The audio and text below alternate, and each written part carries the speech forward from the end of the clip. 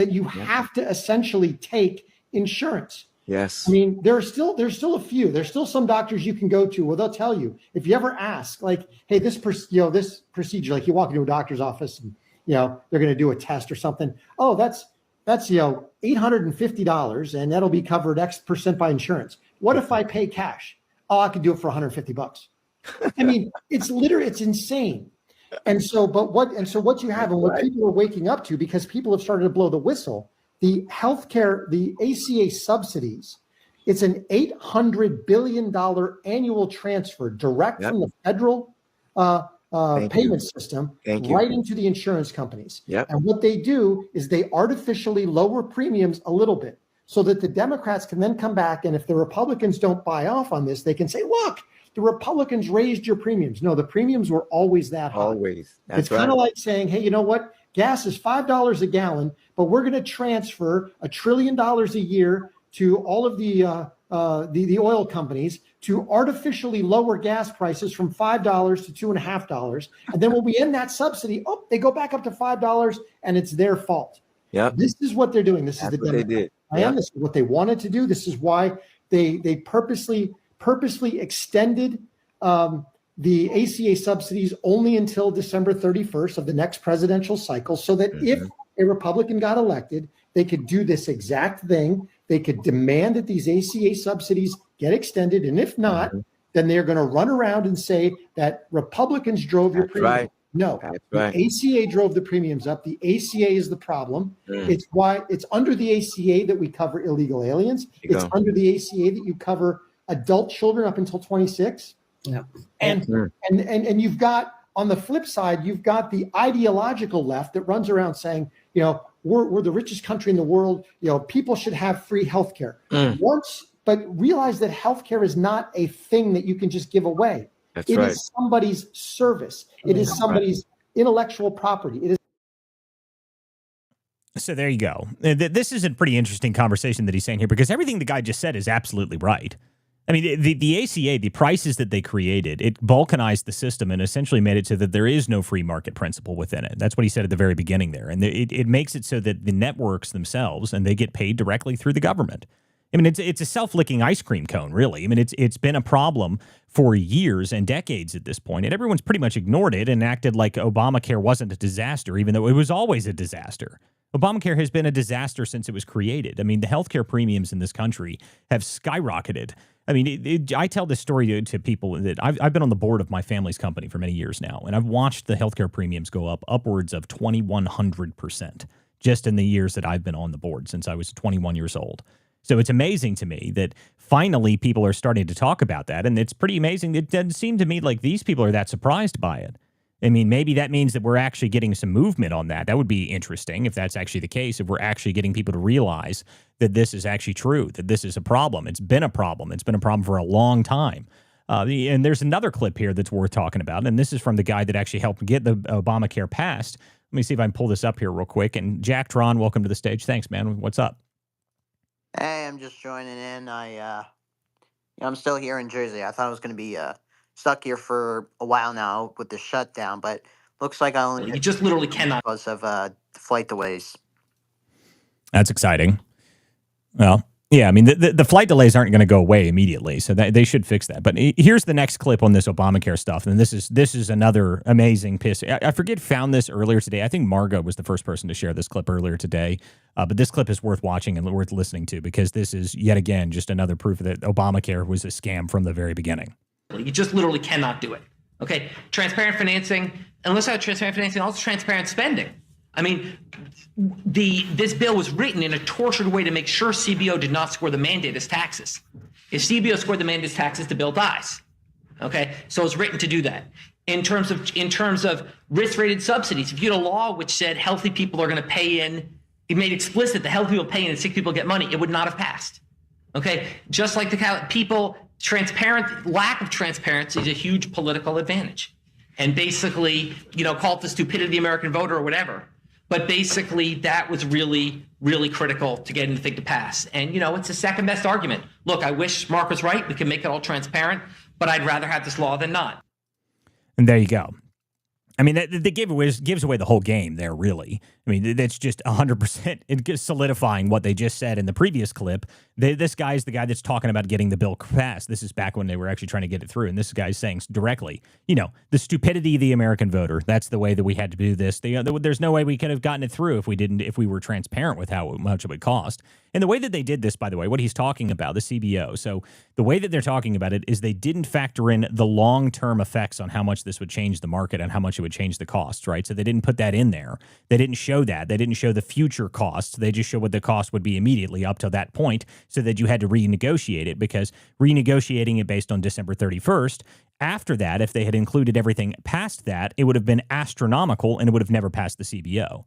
That's the point. That's what he's talking about there. That's why he's saying it's not transparent. So that the intention was so that they knew that once you have it in there and it's already been worked on and it's already been running and up and running, then you won't be able to get rid of it.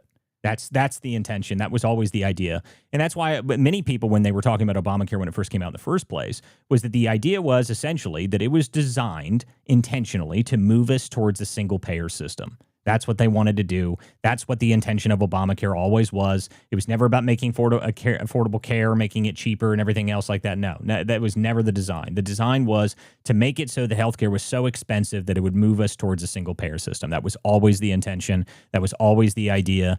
And hopefully we can actually get people to the point where we start to change the idea about this, to start to re-examine this and really pay attention to it again. Because the one thing that I've mentioned here recently is that there is a way that you could fix some of the Affordable Care Act, okay? One of the ways that you could get rid of some of the problems in it would be if you take pre-existing conditions, is what they always talk about. Oh, if you have pre-existing conditions, you can't have, like the Affordable Care Act makes it it's very important for pre-existing conditions people. Well, okay, so here's the problem with that I have with pre-existing conditions is that they include within pre-existing conditions, they include the idea that if you are obese, or if you have diabetes, type 2 diabetes, or if you smoke a whole bunch, or if you do all this, that would be the problem. Like, I mean, that's considered a pre-existing condition. Not if you have like cystic fibrosis, or if if you have a congenital heart defect from birth or something like that. That's not, those people are included in it as well. But that's, I feel like that would be a completely different classification for a pre-existing condition. Like if you have a heart defect from the time you're born, that would be a pre-existing condition. I have no problem saying, okay, well, maybe we need to make it so that you can get health care. That's fine. Now, if you eat 5,000 Oreos until your foot falls off, I don't want to subsidize your health care. Like, I mean, it should be, I feel like that would be non-controversial to say. If you're such a fat shit that all you do is eat donuts and cake and ice cream all day long, and so much so that you have type 2 diabetes, then your feet swell up and you have these problems, like, why am I subsidizing your poor life choices? That would be the way that I look at it. That's the way that I argue it to people. And I think that if you look at the numbers, and I actually pulled the numbers on this earlier, 70% of the people that are covered within the Affordable Care Act under pre-existing conditions are from lifestyle choices. Okay, so if you took out that 70%, then you probably would make it so that it's affordable for everybody else and the people that are actually needing it, the people that actually have pre-existing conditions that are legitimate pre-existing conditions, things that they have zero control over. That would also be, like, those people would have better care and it would also be cheaper for them and be cheaper for everybody if you got rid of that problem. But, we'll see how they're going to argue it. They're trying to argue. The argument the Democrats made for these, for the weeks of this government shutdown is that everyone's healthcare premiums are going to double. Oh my God, they're going to double. Well, you got to go look and see what that even means in the first place, okay? Because there was some guy that was arguing with me a couple weeks ago when we were talking about this, and he was telling me that, but my health care is $67 a month. I can't believe it. Like, $67 a month? Are you kidding me? Like, I've never heard of health care that cheap. Like, I'd be mad too if they were going to change that. But even if you think about that, so say it's $70 a month, right? $70 a month, they double it, then it's $140 a month. Oh no. Oh no, $140 a month. Like, that is still significantly cheaper than the healthcare that almost every other American in the country pays for right now, by a wide margin. I think that for me, as a single man under the age of 40 with no health conditions, no health problems, my health care is still something around $600 a month. I mean, that's crazy that we have this idea that these people, oh my God, their health cares are going to double. Like, okay, so they're still paying less than $200 if they're paying $67 a month. So let's not pretend as if we're just, these people are just going to be out to dry. I mean, like, it sounds to me like you're just trying to buy voters, which is what my argument is this whole time, is that the reason that they don't want to change any of these healthcare subsidies is because their voters, they're buying more voters by keeping their healthcare prices cost. It's just more, give more money to their thing, give more money to their constituents, give more money out of your pocket to their constituents, so their constituents continue to vote for them. That's the same problem that's always been. And I think if you actually changed the Affordable Care Act so that it only included people that legitimately have existing conditions that they cannot change, that there's nothing that they can change about it, that would probably be a much better system. Now, we'll see if that actually happens. But, I think that the argument around Obamacare is actually going to change drastically as we start to go towards this, because people are going to start to look at it and realize, well, that's a bit more of a scam than people realize, let alone the fact that you don't have any competition across the country. I mean, most networks that operate within the Affordable Care Act, they only have like 2 or 3 healthcare providers in that network. And that makes it so that there's no competition nationwide. I mean, one of the things that I always point people to when you want to look at what healthcare can do, if it's actually, nationwide competition and something like that.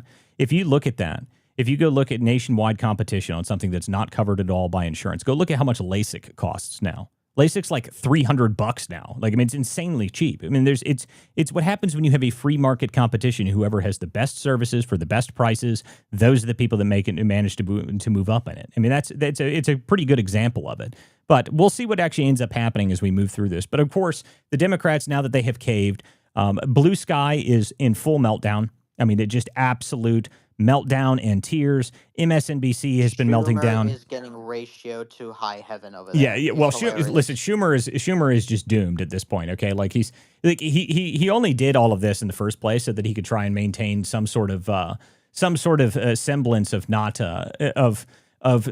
getting a primary. Which it's so funny to me. Like, look, your radical base was always going to primary you, Schumer. They don't like you. They're going to primary you anyway. You should have just got over it and did it anyway. But Jewish, Schumer. They hate Jews. Yeah, well, yeah, that's a whole nother issue.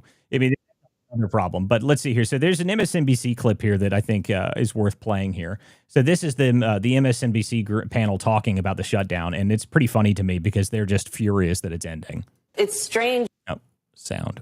There we go.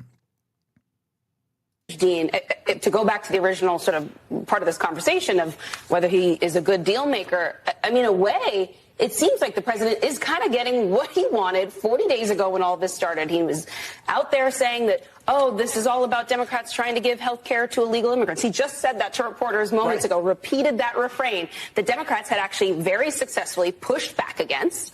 Then there's all this energy. In the wake of the election on Tuesday, the president made remarks saying basically, wow, Republicans are being harmed by all of this, acknowledging that he was on his back foot. And now here he is winning again? How did he do it? The Democrats, I don't understand how a Democratic senator goes, wow, we won really big. Let me cave now. I don't understand. That makes no sense to me. Well, maybe to Anthony's point, if they were cynical, like if we wanted just to hold this out until we get through the election and And there you go, right there at the end. Right there at the end, they say, well, we were just holding out to get through the election. Maybe that's the real way that it actually is operating. Yes, actually. Yes, 100%. That's the only reason they had the shutdown. They knew that if they kept the government shut down during the Virginia elections, they could keep the government shut down during that time period, that they would manage to drive a lot of those, a lot of those federal workers that work up in Northern Virginia that work for the federal government. They knew they could drive them to the polls, and it worked. It absolutely worked. They got a huge turnout up in Northern Virginia. It is exactly as cynical as you think it is. And we've even got Durbin in some of these other Senate Democrats where they're talking about it. They're saying that we know what we're doing. We knew what we were doing in the first place. We just have to open it now. Like, we just have to do this now. I mean, it really is amazing how transparent these people are. After lengthy negotiations, an agreement was reached with the Republican Senate leader, John Thune. We will agree to open the government until January 30th, 2026. During that time, we will pass 3 bipartisan appropriation bills that will fully fund SNAP, WIC, and all the veterans programs, and finish our work on the remaining spending bills for this fiscal year. The agreement would also reverse the Trump administration's mass firings during the shutdown and prevent future ones through January 30th. We credit Senator Kaine of Virginia for this provision. Leader Thune has also promised the Democrats an opportunity before mid-December to present a Democratic bill on the floor with proposals to change the law and protect American families from dramatic health care premium increases. It is my fervent hope that this ends up being a bipartisan effort. It would be such an achievement of the Senate to finally return to that status. I've served in the Senate for 29 years, and I've never seen that kind of offer from a Senate majority. During the historic roll call last night, I walked across the aisle and met with Senator John Thune, the Republican leader. I told him that I was counting on him to keep his word on this agreement. He assured me he would. The fate of this... So I love this here, though. Like, my favorite thing about this is, like, I don't know if you guys saw the meme that was out there. It was like, you know, we get nothing. Like, you get nothing, and we'll exchange you a pinky promise. I don't know if you guys saw that meme. It was very funny. Like, I mean, I love Durbin that's sitting here. He's like, well, you know, he promised me this. He promised me that. Like, I just find it very funny that, like, they just caved. They just completely caved, and this is finally ending, and they got nothing for it. And it's great to watch the Democrats just freak out about it. Like, it's, you know, Schumer's going to get, they're already trying to say they need him to resign. He needs to be pulled out of his position, and he needs to withdraw from the Senate. Like, I find it hilarious. It's so great to me. But to me, the better part is that politically, you know, I actually kind of thought that they were going to keep the government shut down longer. Like, I actually thought they would. Like, it made more sense to me. Like, after everything that happened with the elections, I figured they were like, okay, we got to win. Now they have more leverage, and they're going to keep it closed. Like, I thought that was probably how it was going to play out. But then they just cave after this is over, which is just very interesting to me. Like, it seems like a bad political move on their part, even though you need to get the government reopened, obviously. But at the same time, I'm not sure I understand what their strategy is, because they didn't get anything. Like, they didn't get anything at all. So it's amazing to me. Durbin, he's praising Thune here as if he's, you know, Thune did something magical. He didn't do anything. And they just voted on the exact same CR that they had before. So as far as I'm aware, the government shutdown is about to end very shortly here, which is necessary. And it's good that it's going to be ended, because now we'll actually hopefully be able to get, by the time we get to Thanksgiving, we'll have air travel fixed again. Because air travel has been a pain. I was just traveling. Obviously, I was down in Virginia over this past weekend. It was a huge pain to get anybody there, and to be able to make it there was a huge pain. Just every single flight's delayed. Every single thing is a problem. So I'm looking forward for it to being over. But again, the Democrats cave, and, you know, here we go. So, oh well, sucks to be the Democrats, and I'm sure that Schumer is going to get a primary from this, and it'll be very interesting to watch the AOC versus Chuck Schumer primary. That is going to be grade A entertainment, people. Grade A stuff right there. I cannot wait to watch that happen. That's going to be very, very funny. Guys, all right, make sure you guys share this space out. Thank you guys for being here this evening. This is the Political Theater, Weeknights at 9. I'm your host, Walter Kurt. And then Trash Discourse is normally my other co-host, but I haven't seen him in a couple days. I'm not sure where he's up to. But Jack Tron's up here. He's going to be my co-host for the evening. Thank you guys for being here. Normally, this show runs about 2.5 hours or so. If you guys have never been here before, if you guys have a comment, you can always put it down below. I always read all the comments throughout the show. I read the comments in the space. I read the comments on the streams, and I definitely read them, put them up on the screen. If you have something to say, feel free to put it in there. And at some point, we'll have open point. You can always request to come up here and speak if you want to. Well, you're always welcome to come up here and make a comment if you'd like to. The next topic that I definitely wanted to move on to, as we've now that I assume we'll probably hear more about the shutdown actually ending here very shortly. I think that's supposed to end here shortly.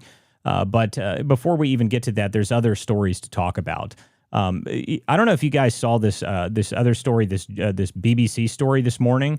Apparently, BBC is now firing people because they doctored the footage for Trump's January 6th speech, which I found pretty interesting that they're even, I mean, this is like years after the fact that they're bringing this up and talking about this now. So I thought this was pretty interesting. They're talking about that they, in the middle of their coverage of January 6th, they doctored the footage where Trump's speech where he'd said peacefully.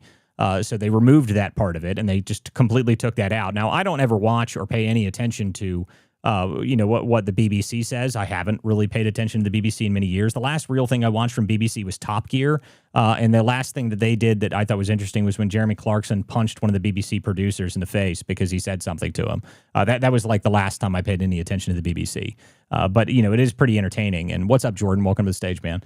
But it is pretty entertaining that they're now having to backtrack on this.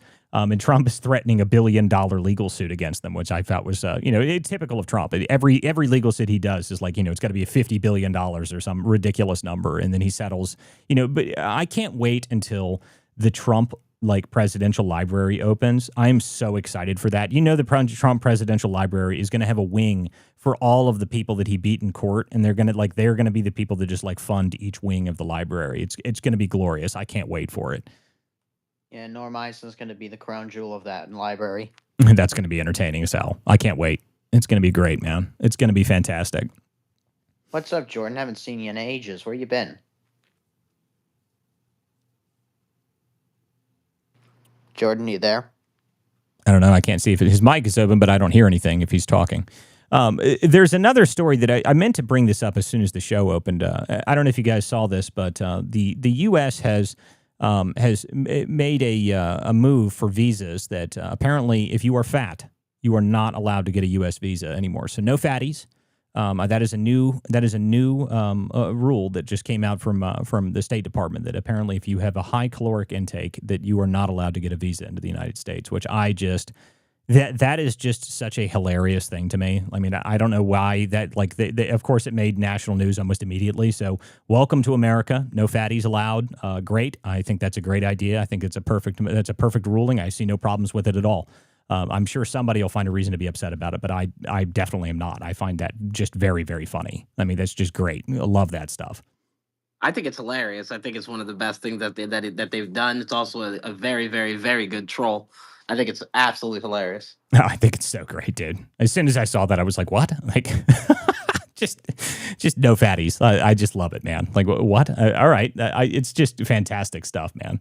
You got to love every single time you see something ridiculous like this come out of the administration. It's only something the Trump administration would do. Not only would they change the rule, but they somehow leak it to the press so that goes out, so people know that that's now a rule. You can come to America, but listen, if you're a fat ass, no, not allowed. We're not having any of that. Only hotties. We're only allowing you here if you actually look all right and you're a beautiful person. That's the only people we're allowing into the country now, and that's just a rule going forward. I think it's a perfectly acceptable rule. I see no problems with it at all. No, I don't see any issues with it either. I genuinely, I thought we were trying to make America healthy again. So if we're trying to do that, well, drop the calories. That's right. Drop the fat. That's exactly right. So there's also the Olympics committee has finally decided that it is also a good idea to ban men from competing in women's Olympics. Now, what a surprise that it's actually. I love this. I got to find the article that they talked about this, because they said it was very funny. They said science has proven that men may actually have an advantage over top of women in sports. And I was just like... From the Daily Mail, right? Yeah, it was from the Daily Mail the other day. I was like, what? Just now you figured this out? Well done, guys. Well done, guys. What's up, George? Welcome to the stage, my friend. Oh, no. Stop, Walter. I get so upset when you start talking about facts, because I'm here prepping. I was going to do the javelin in the female sports and compete. And now you're really killing it for me. Why are you interfering with my your gold medals, George? Gold medal. Why? That's right. Javelin throw. I was thinking about that. I mean, come on, man. You're killing me here. I know. I was actually really looking forward to competing. I was thinking about just doing the deadlift. Weren't you gonna swim? I thought you were just gonna do a swimming thing. You were gonna wear a 2-piece. There we go. That's right. 2-piece. I would definitely wear my 2-piece. That's what America needs. George Santos in a Speedo. No. That's what we need. No, think about it, Jordan. If there's really no biological advantage, let's just do the javelin throws, all the dudes, and say we're girls. That's racist. Yeah, to be honest with you, I thought that was absolutely hilarious. But I think this boils down, and I know you guys remember this. I think this boils down to the boxer that would spawned in with. You mean the Algerian man who literally with one punch took out the Italian? Yeah. Yes, we remember that. I think this is where it boils down to that, and they're sitting there thinking okay, we see that that person's back in Worlds and doing the same thing again. Maybe we should just put a stop to it now before next thing you know, America go. You know how this is gonna go, George. Even you know, and I'm pretty sure Walter, you know. Next thing you know, there's gonna be a huge thing, huge uproar, boycott the Olympics. Don't go, Jordan, and that's let the me make last thing we need this to hear. let me make this very clear. The Olympics has already suffered a 50% viewership drop over the last 8 years, which is the last two Olympic Games, mainly because of politics and because of shit like this. It's just unfortunate because I remember when I was a kid in the 90s, so upset. Like my household would come to a halt during the Olympics season. I can't remember that really tiny, like a gymnast. I think it was Diana, if I'm not mistaken. In like late '90s, she was like what we have in Simone Biles today. This tiny little white girl that just like flew in the air. She was like a prodigy and made us so proud to watch. And she was just so, I mean, she gave the Russians a run for their money every Olympic game. I mean, I remember the feel good moment of just staying up late and dealing with the time zones, and my parents were like so into it, and we've traveled to two Olympics, and now it's just like I don't know if I want to go see men beat up women and then pretend like it's okay. Right. I mean, You know, that's the deal, right? Like, I mean, I think the boxing event last year was the real tipping point for a lot of people. Like, I mean, I think that was the biggest thing. Like, people were like, dude, like the woman that was like, she just refused to fight, like in the middle of it after she got hit a couple times. She was like, no. Like, I mean, I'm not doing this. Like, it was so obvious to one everybody. punch, not a couple. Yeah. It was one punch. Yep. And to be honest with you, George, I do agree with you. I remember a time when the Olympics was the pinnacle of sports at the highest level, and now it seems like it's gone down to like it almost feels like if you go and compete, you're degrading your country, if that makes sense. Like you're doing bad for it, and I don't think that Well, I don't I think that wouldn't. that's right. I wouldn't necessarily go there. I would necessarily. I'd actually disagree with that. I don't think you're not degrading your country, but I do believe that these organizations, they've become so globalized that they've missed the mark on what their true mission statement is, which is to compete at a very sophisticated level. Now it's all about virtue signaling. We still have fantastic athletes, right? We have I forgot the young woman, young African American girl, black girl here who runs. She Simone doesn't. Biles. No, no, no. She's a gymnast. I'm talking about the runner, the sprinter. The one that Drake was talking about, She's like, smoke you like Shakira or whatever. I yeah, remember. like, Yeah, dude, I know you're talking By let about. me the put way, it this guys, way. not to interrupt anything here, but the government shutdown is officially over. So that they just moved it out of the Senate. So Does anybody have a life pulse on Chuck Schumer? I'm that's just what I asking said. for a This friend. is what I said. Like, look, Chuck Schumer, he fought very, very hard to try and prevent AOC from primarying him, and he failed. So, throwing out for old Chucky boy. He's not having a good day. Now he can go hang out with Joel and Eileen Bailey, his two best friends, his imaginary friends. He can go hang out with them, and he can imagine how his Senate seat used to be with them. So that'll be very entertaining. I can't wait to hear about it. I'm sure Joel and Eileen Bailey have a lot to say on the shutdown here. So I'm going to conclude this real quick, but thanks for that, Walter. So I'm just going to say this: I still find a lot of pride in watching. Like, I'm going to put the politics aside, but Simone Biles brings Americans much pride with her amazing gymnastics and all these other different athletes, even though they Shakira go. Richardson, by the way, that's her name. Yeah, dude, she flies. I mean, I shared a reel of hers the other day on Instagram. It's emotional to see at the age she started training. So all these athletes, they bring us an enormous amount of pride at the end of the day. Even I mean, even the worst of them when it comes to their political nonsense. The problem is the politics. I saw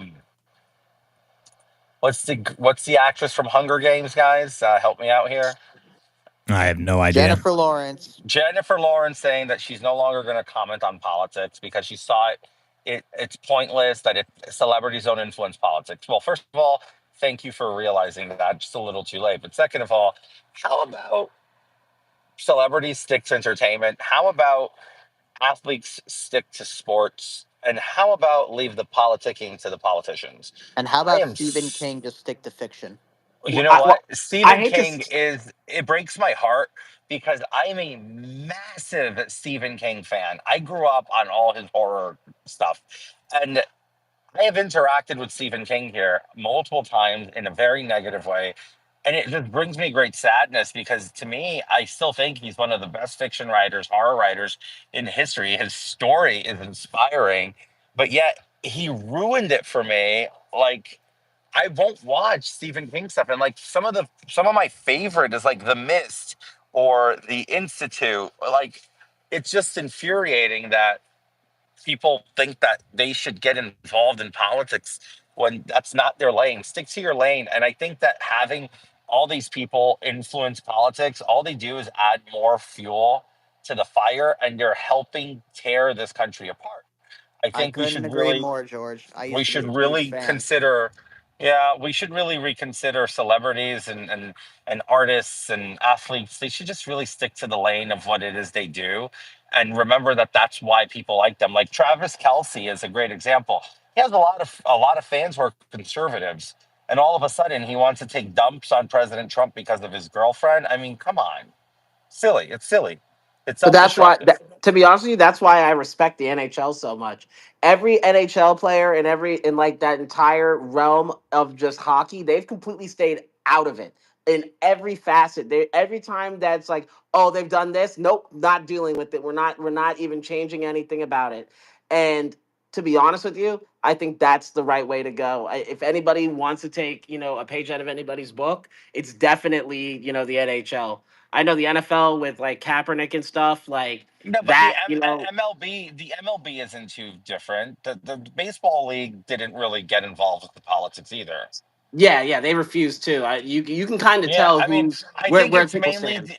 it really started with the NBA and then Colin Kaepernick with the NFL. But then if you really pay attention to the NFL doesn't really get into it. They don't sanction most of these things, and they fine and suspend people. Look at Colin Kaepernick, like a mediocre quarterback his biggest claim to fame is because he knelt for the American anthem instead of standing and putting his hand on his chest, because really it wasn't for his superb or lack thereof of football playing. So I think we need to start trying to let's use entertainment and sports for the thing that it's It would always just be better been if, good for. I mean, let's just get to the point where if you're entertaining, that we don't have to sit there and wonder if you hate me or not. Like if like it'd be great if like I'm watching a movie and I don't have to wonder like, oh yeah, this person just told me how much they hate my guts like every day for 6 months. Like I'm Well, watching this try movie being like me. right. Like, try being me. I grew up being a Barbara Streisand and Cher fan, and then both of them have already openly said that I should be killed in so many words. Like, go back to 2023 and just do a quick Google or a quick search here on X on Barbara Streisand and Cher. The shit they said about me. Oh, and what's Jane Fonda?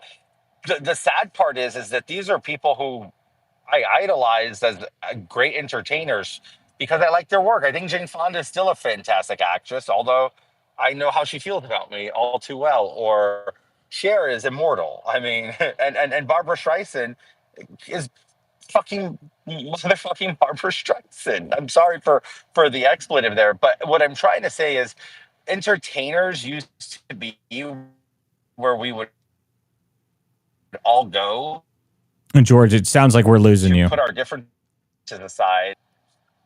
Yep, George, we're losing you. Yeah, it looks like you're cutting out, so that's okay. Guys, make sure you guys share this space out. This is the Political Theater, weeknights at 9. Thank you guys for joining us this evening. We're going to continue to the topic we were just covering here just a second ago was obviously that the Olympics has finally decided that if you are a man, that you actually have some sort of advantage in sports, which is just shocking, unbelievably groundbreaking stuff. Unbelievable. We finally figured it out. Something that we knew 8,000, 1,000, 10 bazillion years ago is super obvious. But, whatever. At least they're now making this clear so that they're not going to have, men beating up women in the boxing ring in the Olympics anymore, which is fantastic. That's good news. We've also got a new guest up here on the show, Gregory Lykoff here. I've seen your work before, and I have just brought you up here because I'm curious what you wanted to say. So what's up, Gregory? Hi, thank you so much for bringing me on. Yeah, I just wanted to say first off, I'm a big fan, and in general, I find it crazy. I mean, we're talking about the Olympics, so I'm just gonna, reference that for a little bit. I mean, I find it crazy that these discussions are still even taking place because we were supposed to be done with this, identity politics wave for so long. We were supposed to be done with it with Trump's election, but it doesn't feel as if we completely finished. I mean, even in the United States, we have still museums like the Smithsonian Museum, which Trump is actually trying to create some review there, but there's still a lot of like DEI and critical race theory in our education system, in just the way U.S. history is taught. And I guess what I want to say is that the fight against identity politics, the fight against DEI, CRT, these radical left wing ideologies is not done yet, and that's what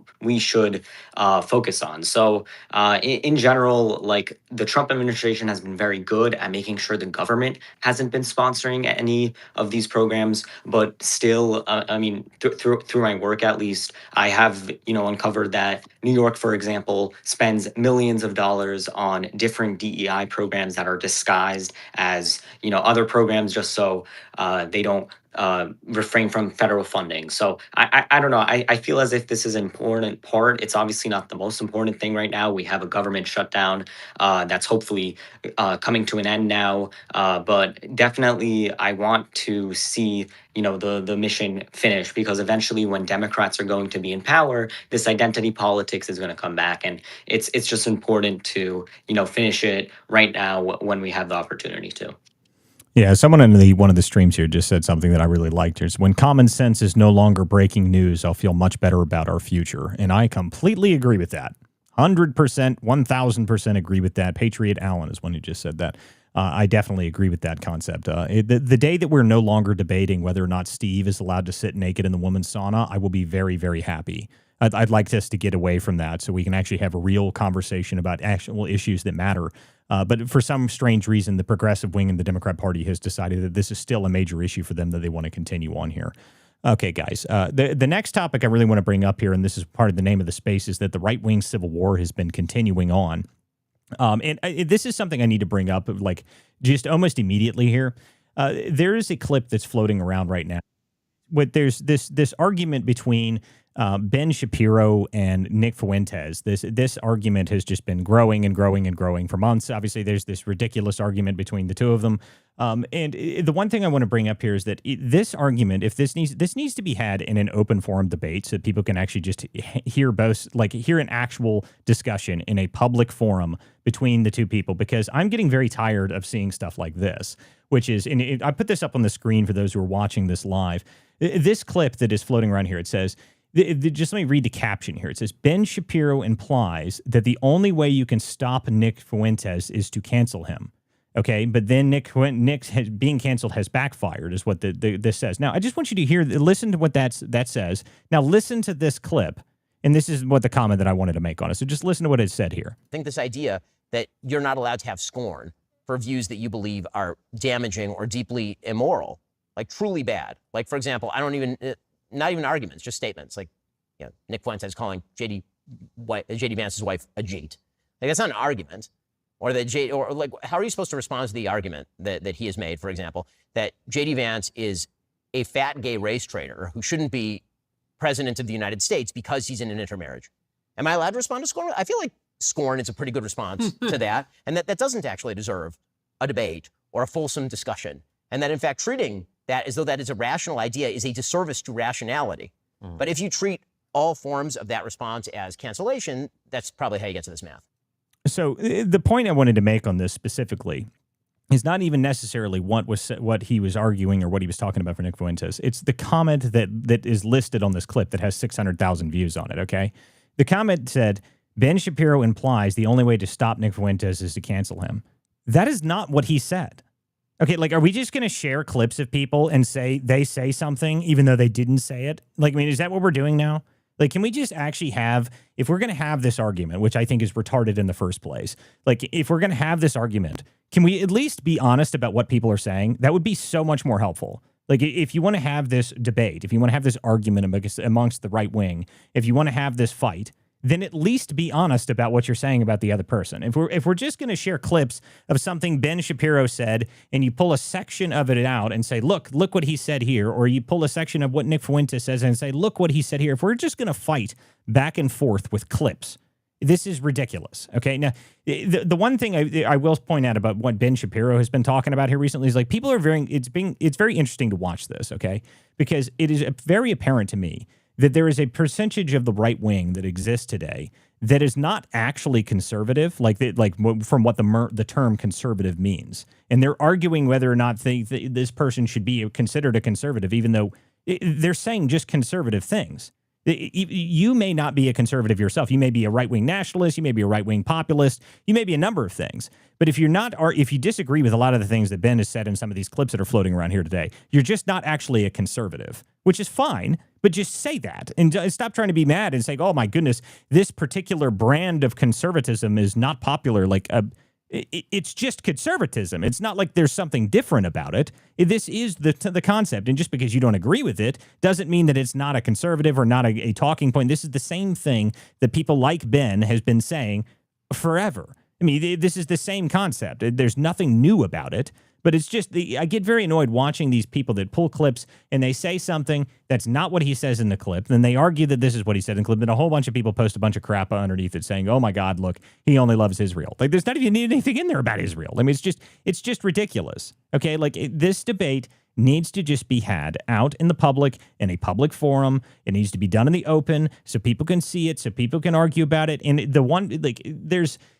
I've seen people say that Ben Shapiro doesn't want to debate. I haven't seen Ben Shapiro say that to anybody. I've seen Mark Levin say that. And to be honest with you, I'm not really sure I want to hear what Mark Levin has to say about much of anything anymore. I don't really like Mark Levin. I've never really enjoyed his show. And he's unlikable. But it's not just that. It's not even that. It's the fact that it was the Tucker Carlson thing, right, with Nick. And then when Nick first started in politics, he was like, oh, well, they tried to shut me down. And then Ben never really came out and said, I never did that, right? He just moved along with it, which kind of makes everybody think, well, hey, maybe Nick was telling the truth about that, right?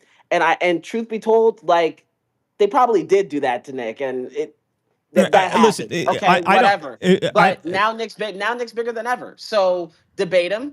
Literally, no lie, literally debate him, or he's just going to ratio you nonstop, and it's just going to keep going back and forth. They do debate. They just need to have an open debate. Okay, they just need to have an open debate. And the idea, the one thing I want to point out to some people here that especially in the world of X is a very different world from the real world, and not just in a lot of politics, but the concept that somehow that Fuentes is bigger or in any way remotely the same size as someone like Ben Shapiro is not true. Guys, the Daily Wire has 1 million paid subscribers a year. Okay, 1 million paid subscribers. That is the same amount of people that actually just follow Nick Fuentes. Okay, so the size of the audience is just not accurate. And I love that there's a bunch of people and they're always fighting about this. They're always talking about, Matt Walsh. Matt Walsh is, he needs to pick a side on this. Guys, Matt Walsh is a massive platform. And people go to and they pull well, look at his YouTube video doesn't have as many. Guys, everyone watches the Daily Wire on the Daily Wire app. Okay, it's just... there's not really a comparison to be made between the two. Okay, there's one group of people that is growing and starting to grow a sizable audience. Okay, that's not debatable. And the other part of this is that it annoys me is when people say that, oh, we can't platform somebody. That is such a stupid term. Can we stop saying that? Can we stop saying the idea of platforming? Everybody has a platform now. Okay, there's not it's not like how it used to be, whereas if you said something, they'd just delete your whole account from the internet. Okay, that's what used to be happening for the censorship idea. Nick Fuentes has a massive platform. Okay, he has a massive following. Millions of people pay attention to what he has to say. Everything he does, every single live video he does, he gets tens of thousands of people that are watching him live. The guy has a platform. Okay, so the concept that we can't platform people is just stupid. We can't even have that argument anymore. But what needs to happen is there needs to be an actual, true, open debate between these two people, because clearly, and as much as I don't even like talking about this stuff, I really don't like getting into the personality wars. It annoys me entirely to talk about it, but this isn't going away. This is not leaving. This needs to be discussed in the open, in a public forum, so that there's actually an end to it, some sort of closure to the argument between the two people, or between the two, whatever, if you want to call it, sides of whatever you want to call it. I mean, there needs to be something that is done to it. Okay, we can get some commentary on this. Gregory, go ahead, and then we're going to Jared. Yeah, I just wanted to share with the audience in general that today I actually had a piece in the Gateway Pundit entitled "For Young Conservatives' Sake." End the fighting on the left. And what I emphasized is that right now, on the right, we have this kind of environment where there is a lot of tension between obviously like the Tucker Carlson, Nick Fuentes crowd and Ben Shapiro crowd. And like, it's okay to have divides within a party. It's good. That is good for democracy in general. But what we are seeing is that there's just hatred for both sides. It's like real hatred. And it's turning into more of a thing that is really affecting the Republican Party in a negative way than in a positive way. Now, as you mentioned, a debate, like an open forum debate, that would be the best option in my perspective. I respect Ben Shapiro a lot. He used to be the youngest nationally syndicated columnist before I was the youngest nationally syndicated columnist. So like, he's like someone who I look up to, and I think he would be very willing to debate. So I think that would be the perfect option. But in general, Republicans can't get too carried away with this divide because we still have elections to win. I mean, just last week, we saw that the effect of when, the Republican Party doesn't focus on elections, when the Republican Party doesn't focus on affordability and things that matter for the American public, and instead is all wrapped in their own world in what is going on with the divide in the Republican Party, then Republicans lose. And we can't afford that in the midterm. So definitely, I think that a debate, or in general, just a more like civil way to go about this would be much better, because like both sides are accusing the others of horrible things, and it's very sad to see, definitely as someone who is young and excited about the Republican Party. And on Ben Shapiro's part, though, he has a point that conservative values mean different things now, or at least are adopted differently. There's a lot of Republicans who are not actually conservative, but they are more like they have their own separate ideology within that. So it's important to distinguish the two, and it's okay. And that's what I was talking about, right? Yeah. That's what I was talking about. The deal is that there is a sizable portion of people on the right now that are not actually conservatives, and that's just reality now. I mean, it's not really debatable that that's the case. That is just true. There is just a large percentage of people on the right, and this is because of Trump, okay? Like, the Trump effect brought a whole new wave of people into the right wing. And the culture wars pushed even more people into the right wing. And there's a great chart that floats around, and people can probably go look at it, and it's the diversity of thought within the right compared to the left. And there is just a massive divide between the two. Like, I mean, the amount of people that have differing opinions on the right is drastic. In the comments. Yeah, there's a drastic difference between the two, because the right wing has a large percentage of diversity of thought now, and the left just simply doesn't, because if you don't fall in line, then they throw you out of the party, essentially. That's how it works.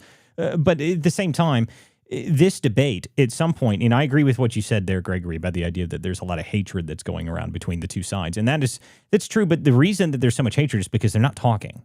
Okay, and then part of the reason for that is because one of these, like a whole percentage of these people are actually, this is actually the long-term effects of censorship. Okay, when you censor people, okay, someone like Nick Fuentes, who was just completely removed from the internet. Like, I mean, he wasn't someone like Alex Jones, who had a big platform that existed outside of like traditional, networking circles or something like that. He literally just built his platform essentially alone on Rumble with nothing else and no way to really share it, because they were completely censoring him everywhere.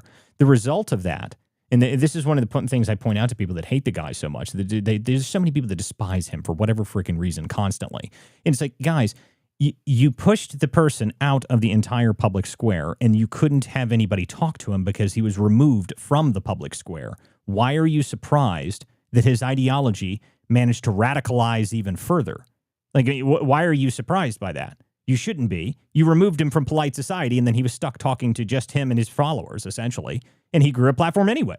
So it didn't even your censorship concept didn't even work in the first place, and then you made it worse because instead of having him in a scenario where he can argue and debate with people who might be willing to change his mind or might be able to change his mind, you stuck them in a scenario where he wasn't able to talk to people in the first place, and that's what created this problem in the first place. Censorship has a lot of downstream effects that we haven't even seen yet. Okay, Jared, I want to get your commentary. Go ahead. Hey guys, happy Monday. Yeah, I'll definitely dive into this topic. Obviously, I think this is something that's going. It's definitely going to play out on the 2024 Republican primary debate. I just don't see how. Obviously, the Candace Owens, the Tucker Carlson, the drama, the infighting, certainly going to play out 2 years from now.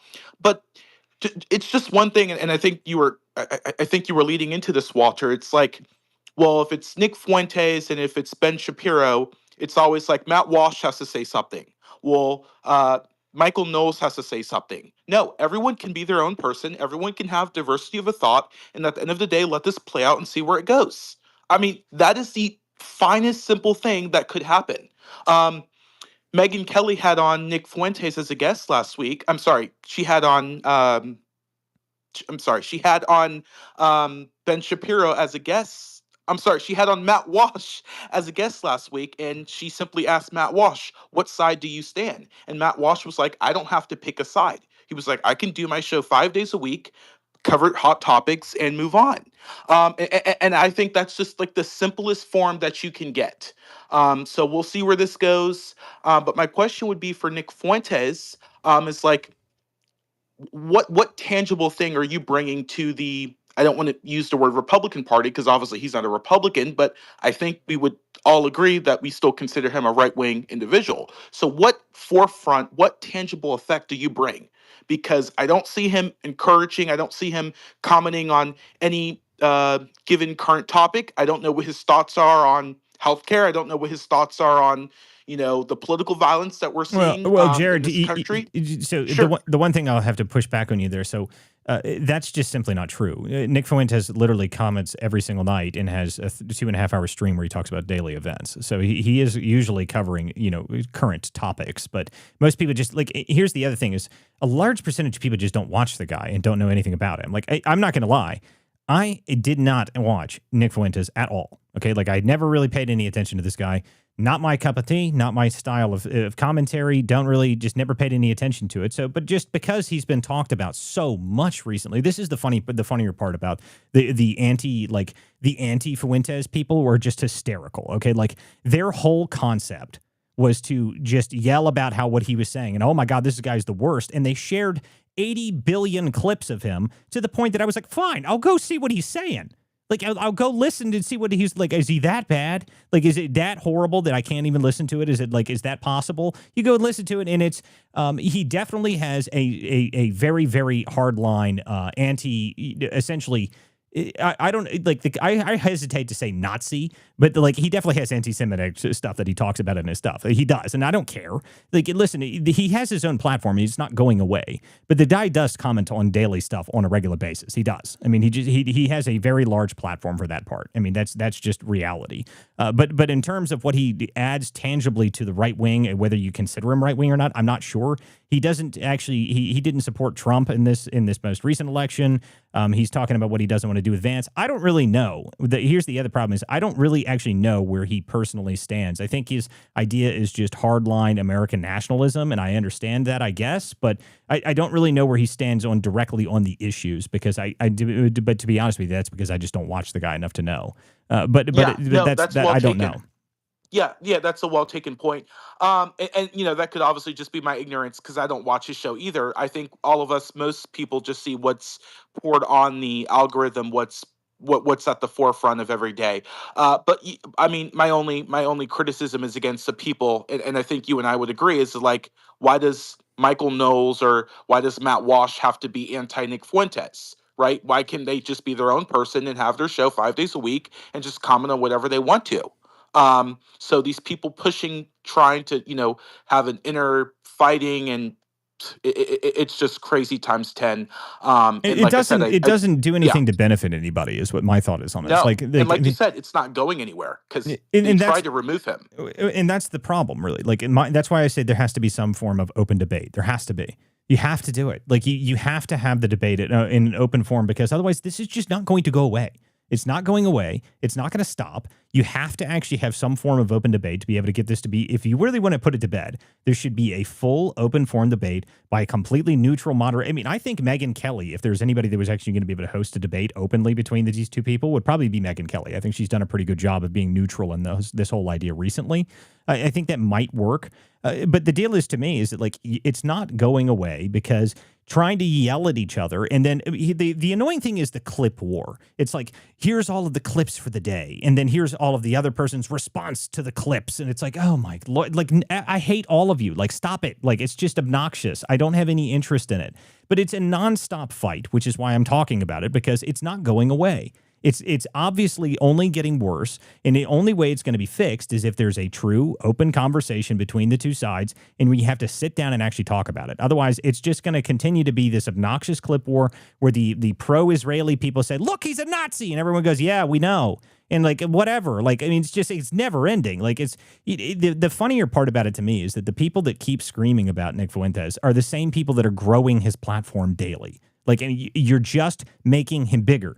Like, if you didn't want this to happen in the first place, you shouldn't have, every time he speaks, share 8,000 clips of the guy. It's the same, this is the same problem that someone like Andrew Tate has the same sort of concept. The way that he grows the platform, saying controversial things, making people upset, and then people talk about how upset they are about him, and then his platform grows as a result. The only way you actually stop that is if you starve it from oxygen in the first place. But these people cannot help themselves. Okay, it's impossible for them. Like, they have to comment on it, and they have to be upset about it. It is endless. Well, I mean, while I don't agree completely with everything that Nick says, it's just like, for Nick, it's personal, and he'll say it's not personal. He'll say he doesn't care, but it's personal. And the only reason why I can say that it's personal is because imagine if somebody, stuffed you in a bag and tried to silence you when you first started, and then all of a sudden you're growing to this massive platform. Yeah, you'd feel some type of way about it too. And I think that's one of the biggest things. Even if it is an open debate, it's gonna get to the point where Nick's gonna say, "Well, you did this to me like at the start of my career. Like, why did you do it?"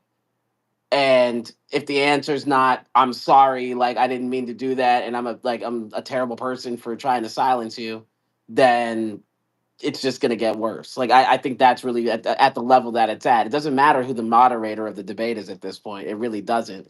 For one person, it's personal. For the other person, it's them trying to defend their brand and not give like Nick any more than what he already has. Well, Like, I mean, but that's assuming that again, that would be assuming that Ben Shapiro in the first place did what he claims it. Like, he didn't even necessarily say that, by the way. He said that whatever Cassie Dillon or whoever this person is, said that person was the one that was involved in it, and then somehow Ben Shapiro, like, that they shared stuff to Media Matters, which by the way, I'm not really sure I understand that would be true or possible, because Media Matters spent a lot of their time trying to destroy the Daily Wire when they first started out as well. I think they were just targeting anybody. Again, the only way that this gets solved is it has to be held in an open forum so that people can make up their own minds. It's the only way that you'll be able to get it to stop. But the problem being that the people that constantly scream about one side or the other, they just share endless amounts of clips as if clips have anything to do with these people. Like, there's a problem nowadays with the size of people's audiences, then, that they are defined by their clips. Like, that's how people see them. That's who people think that's who that person is, even though you see a 1-minute clip of like 4 different episodes in 3 different contexts with 3 different types of people that they're talking to. That's not the whole person at all, but that's what gets shared everywhere, and that's what everyone thinks about them is based on the clips that get shared out. And now, that doesn't help anybody, because the clips aren't anything. The clips don't tell you anything about what the person's actual analytical framework is, what they actually think about anything. None of that's actually shared, but that's just how it exists now. So the only way that you can solve that problem is you have to put both of these people in the same room at the same time and have them sit there and talk. And that would be the only way to fix it. Now, the question would be, do they want to fix it? Because it's just turned into this enormous fight now. So I don't know if they're going to fix it or not. Yeah, and if we just game plan a little bit, like let's say Megan, and I agree with you. I do think Megan Kelly would be a brilliant moderator, but then the criticism would be, well, Megan Kelly has it in for Ben Shapiro, right? So Megan Kelly is now the black sheep, right? So I mean, the people just never ceases to just amazes me what is going to be the next criticism. But here we are, right? Well, and that's the thing that I'm not sure. Like the whole idea that somehow we're going to be able to get people to the people that have their audiences aren't just going to magically eviscerate and like evaporate out of nowhere just because they say stuff. Like that's just not going to happen. Like, I mean, and part of the reason for that is even if you say like super horrible stuff, 90% of your audience probably isn't even going to hear it. Okay. Like that's what people seem to forget. Like the information space, even on Twitter, like, you know, within 3 days, your whole Twitter feed is gone. No one's going to go back and search through it. Like there may be a couple people who do, and maybe something will go viral from years ago, but it's unlikely in the first place that most people see it. Okay. Like that's the reality of the scenario. So you're not going to be able to eliminate someone's audience entirely just because of that. Like it's just how it is. And welcome back, Chris. Man, I'm just having tech issues. I can't even explain it. We'll go through it at some point, Walter. Yeah, well, we need to get your setup set up so you can actually be on the live version of this, because the live video version is much better audio quality and all in anyway. Yeah, my audio on my Mac was extremely low in spaces, and so I got to get all that figured out later. So anyway, I'm on the phone, so there we go. There you go. Well, you know, there's a couple comments here from people saying that like it's on purpose to divide the party. You know, that the Rhino candidates are going to be benefited from this. Like, guys, I don't think so. Okay, like that, like the Rhino candidates are not being benefited by anything. Okay, like there's nothing that's helping the Rhino candidates. If you want to go see what the Rhino candidates get, is when you go look at see what happened when you ran without Trump or even speaking about Trump in Virginia. Okay, your turnout dropped by 50% in some of the counties that Trump got. Like Rhino candidacy is not going to be a beneficial thing for anybody in the future. That's just not happening. If you don't run with backing from Trump and get Trump to help you out in your campaigns, I just think that the future of the Republican Party is you're going to lose, and you're going to lose bad. I think that's just reality. Yeah. No, I agree. You mind if we talk about the elections? Is that okay? Let's see here. I've got a couple other topics I want to go. I covered the elections a lot last week, so we're just here. It's your show. Yep. Stephen Roy Martin, you came up here. What's up, man? No, nothing. Okay. Well, anyway, so I do want to talk about this pipe bomber story. Okay, this is something that I thought was super interesting. That it seems to me is it's kind of being glossed over a little bit here, and I don't know why why it's not being covered in depth, because this seems to me to be a really, really important story. And I don't know why it's not getting the attention that it deserves. So for those the who do, only reason I can think of that is because the FBI hasn't come out and officially confirmed that this is the person. The only source. Well, that's where I'm going with this, Jack.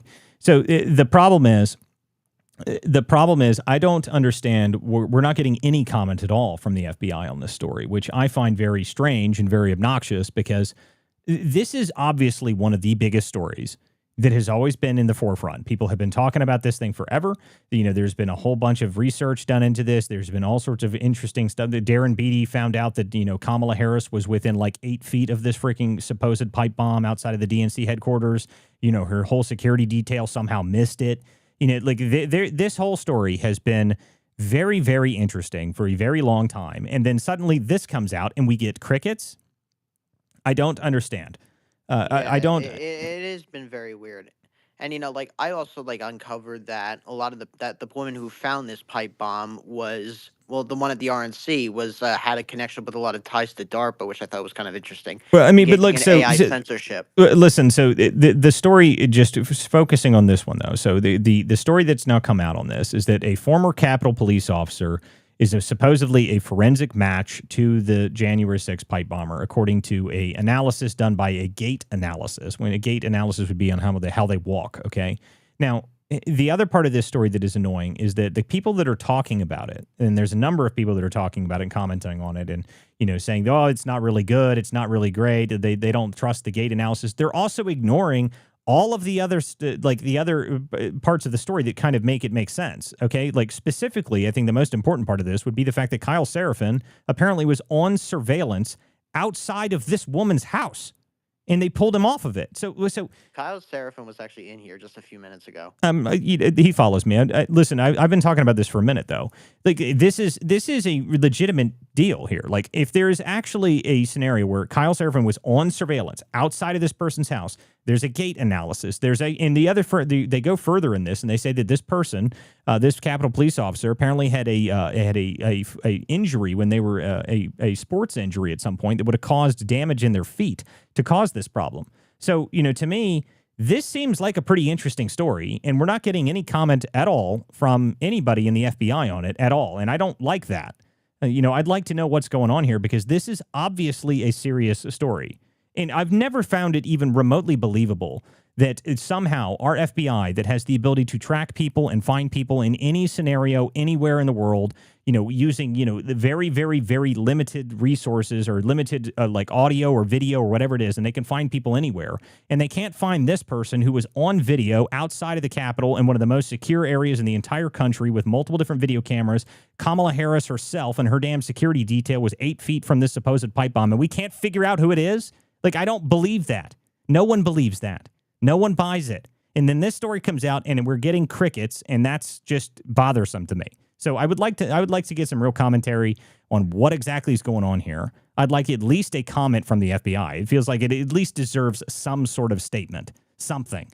Is it even remotely accurate? Is this person actually somebody of interest? Have they talked to this person? Where are we standing on this investigation? Because just pretending as if this is just going to go away is nonsense. Okay, like this is an incredibly important story to me, incredibly important story to everybody, I think. So, like, what are we doing here? Yeah, well, and so the Seraphin part was really interesting for me because I was like, wait a second, because obviously we know Kyle Seraphin, right? He's followed you, he follows me, whatever. But the point is he was surveilling the neighbor who was they suspected was tied to the getaway of this person, right? So obviously, had he had the ability to approach the neighbor and interrogate or question, and the neighbor cooperate, it would have immediately pinpointed her, this alleged Capitol Police officer, who they says is the pipe bomber, right? The fake pipe bomber, because obviously we know that they didn't go off. So that was really interesting because then he says that the story says that he was pulled out. I guess direct quote, he was pulled off and instructed not to pursue and to leave, basically. And that's a crazy scenario. What's also crazy, Walter, is shortly after this individual goes to the CIA and goes on protective duty to protect other high-ranking officials. Right. So, yeah, I mean, the whole CIA war. connection, the CIA connection makes it even more interesting. Like, I mean, this is again, like the whole story is fascinating. Like, I mean, it seems to me like this is a pretty damn good lead. And let's not pretend like Steve Baker is just some chump. Okay, like, are we really going to try and make that argument? Like Steve Baker just doesn't know what he's doing? Is that what we're going to try and tell people? Like, is that really what we're doing right now? That seems completely outlandish. Like, I mean, like what are we doing? Walter, it makes sense though, right? It makes sense that they went after Steve Baker and tried to did prosecute Steve Baker and jail him for January 6th, knowing that he was running down the leads. Yeah, I mean, this is again, I mean, like every aspect of the story seems to fit, which is why I don't know, like, are we going to sit here and pretend like this isn't happening? Like, is that really what they're expecting to happen here? That's not, like, no, it's not going to happen. Walter. What? So I'm also a couple days ago there was a post from this guy Texas One who was a J6er who was arrested. He said when the FBI came to his house, they asked him about the pipe bomber, and they actually showed him a picture of this person. Is according to him, that's what they showed him this picture of, like, what is this woman's name? Shawnee Kirkhoff. Yeah, I don't know what the woman's name is. And to be honest with you, I haven't been using the name because I don't like putting things out there that I don't have 100% confirmation of. So that's the way I look at it, and that's why I talk about it. But at the same time, I would just like to actually have some real, like, the FBI. I feel like the FBI should comment on this story. Like, it's a very, very interesting story. And this Hillary here is talking about, one of our commenters in the stream here is talking about how Darren Beatty did a lot of work on this. Yeah, he did. Darren Beattie did a ton of investigation on the pipe bomber stuff. He was all over this story. So that's why, like, this isn't going to go away if this is actually even remotely credible. So why are we pretending like it's not important is what I don't understand. Like, the administration needs to comment on this. Yeah, I mean, even a 6-word statement would do even some justice, right? Like, hey, Kash Patel, hey, Dan Bongino, is this real? Is this false? Has this person been interrogated?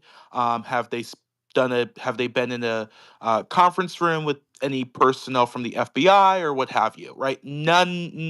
Zero. Right? Muzzled, zero information whatsoever. I don't think it's like I just would not use former January 6 defendants as witness or leverage. As I really don't care what an FBI agent told them when they opened up their door. I don't think that's credible, right? These people did attack the Capitol. They infiltrated the building in a mid-afternoon, trying to obviously stop the peaceful transfer of power. That is just a nonsensical part of this, okay? Because the pipe bomber part of this is like none of that has anything to do with it. Whether you agree with what he just said or not, that doesn't really matter, because a pipe bomber is a whole different scenario. Okay, like the pipe bomber is a whole different scenario. This person is somehow, if they're trying to claim that is even remotely connected to the people that were part of the protest there that day, which it was just a protest. Okay, like it's not like nothing. This is not some sort of insane planned like attack upon the Capitol. That's not what happened. Okay, like, and no one even sort of believes that anymore. That's just not true. But listen, so, like, the problem here is that this is a legitimate thing that has happened, that they've talked about for years, and they're trying to act like this is a new story that we don't need to talk about. I don't understand it. Opinions, what's up, man? What's up, Walter? I'm actually thrilled that we're not hearing anything about this case, because the more we seem to hear on TV, that's when nothing ever happens. And this is how real investigations actually take place, where the police or whoever's in charge of the investigation doesn't come out and tell anybody really anything unless they want to leak it out there for a specific reason. So if we don't hear anything about this and then suddenly a bombshell drops that they have somebody under arrest, that's usually the way this stuff works. And just like the NBA thing, I want more NBA-style bombshells where we had no clue that investigation's been going on for 3 years, and then all of a sudden we have Chauncey Billups and Terry Rozier and a bunch of other people arrested for a big scandal going on within the NBA and poker games and the mafia. So I'm going to go the other angle on this. The less I hear about it, right now, the more confident I am that we might actually see somebody placed under arrest for this. That's the way this usually works. And by the way, everybody, we're not entitled to know anything from the FBI or the police when there's an ongoing investigation. We seem to have come under the assumption or this expectation because maybe we want transparency. We've been lied to so many times that like, no, we want to know what's going on. I get that, but at the same time, the real investigation should not be nothing really should be put out there into the public unless it would help the investigation. If it doesn't, you keep your mouth shut, you collect your evidence, you get witnesses, you tail suspects, surveil certain people where they have no idea any investigation's even taking place. So I'm actually fine with it as long as it doesn't go on forever and we never hear another thing about it. Well, that's a good way to think about it. I mean, if there is actually an investigation going into this and that they're actually going to have something, but here's the other problem with that though, is if that's the case, if that's going on currently and there's an under investigation and they're not going to comment on it, I get it, sure. But let me tell you something. If this person ends up being the person, and and this happens after this story is released and they don't comment on this story at all, that's not going to look great either. Okay, that means that Steve Baker in The Blaze did more investigating than the FBI, and that's not a great look. Like that would be my only counter to that. So that let's see. I agree. We need to hear something at some point. And a reasonable amount of time. But I think, Walter, I don't think anybody's looked into this really for years. And all of a sudden now, I guess, finally, maybe somebody put two and two together. They actually, I don't know. They've obviously had this tape for a long time. They knew this certain gate analysis was out there. They can do it. There have been cases. The precedent is there to bring indictments based on gate analysis when there's other evidence helping that along or that goes along with that. So maybe this is finally actually being looked at seriously and not being buried. And let's hope that's the case. And like I said, if we don't hear anything for a while, that's going to get concerning. But I'm going to let it go for a little bit. Opinions. Do you feel like? Obviously that they've known about this since they came into office, right? And clearly I'm with you. Like if we don't know a lot, that means there's real investigation taking place. But my question would be, since she shifted to the CIA immediately after, do you feel like she's cooperating on something else? I mean, I know it's purely speculative. Yeah, Christopher, I wouldn't put anything past anything with the CIA or the FBI at this point. I don't know. And you're right, it's purely speculative, and I honestly wouldn't want to even take a guess. I just do hope that this is under investigation and it's being done the right way. And usually that means we don't know anything until all of a sudden we hear something on Fox News or CNN or whatever. That's somebody's Well, I mean, the deal is arrest. that the deal is that obviously Dan Bongino is all over this story. Okay, Dan Bongino knows all about this story. He was at the forefront of talking about this story for years. He is obviously very, very, very well informed on this story. So that's the reason that I guess I'm sitting here watching this. Like, are we going to get any comment? Like, I mean, like, come on, there's got to be something that said. I mean, maybe you're right. Maybe we don't have to hear anything. But if I don't hear anything about this in like a month, I'm going to be kind of pissed. Okay, that's the only thing I'll say. I mean, it just seems to me a bit ridiculous to me that this giant story comes out and then people ignore it. And then I've also seen a whole group of people trying to discredit the actual reporting, which is even more interesting. Like, I mean, which I don't like at all. I've seen a bunch of people come out in here and say, well, the gate analysis, that's nothing. Like, well, look, you're ignoring the rest of the evidence. That's what bothers me the most about it. You're ignoring the rest of the evidence, okay? Like, just focusing on just the gate analysis is not enough, okay? If Kyle Seraphin had not been outside of this person's house, essentially, he said he was like right outside it, okay? And they pulled him off that same surveillance post, okay? If that hadn't happened, maybe I would listen to you. But what are the chances of that? Okay, like you've got him outside the same place. The gate analysis lines up. This woman's got an injury that lands at the same place. She ends up going into the CIA afterwards. There's too many things that line up. Okay, like it's maybe this is all just just somehow maybe it's coincidence, but I highly doubt it. People, come on. Anybody saying the gate analysis is not important is an idiot, because that opens the door to probable cause, reasonable suspicion, probable cause, and the gives the law enforcement the reasons to actually dig in. So that is completely ridiculous to say that the gate analysis isn't important here. Is the gate analysis opinions in this scenario? I mean, obviously it's about the stride, the body structure. Is there any other things that does? I honestly, that's something that a forensic detective or someone that's expert in that could tell you and delve into. That was never my lane, but it obviously opens the door for people like that to get really, to dig in and really open an investigation into that person. That's all I can tell you. And we're obviously all talking speculatively here, right? We don't know if this is true. We don't know if this is false, but like, and opinions, this is your wheelhouse, but I'm not expecting the FBI to come before us, right, in the FBI building in Washington with a press conference. But it would be nice if there was a 6-word statement that even acknowledged that there is a story floating around on the internet, right? Obviously, we know the FBI cannot comment on pending investigations. That is a policy that they have stick by for the last several decades. But to acknowledge that there's a story floating on the internet, I think that would give a lot of us some fodder to believe that they even care about it. No? I mean, that's kind of what my point is. It's something, okay? Like just acknowledgement that it exists. Anything. Like, I mean, come on, people. And I also have the same comment that you made a minute ago that we've been lied to constantly by the FBI for many, many years on many different stories. Drives me nuts.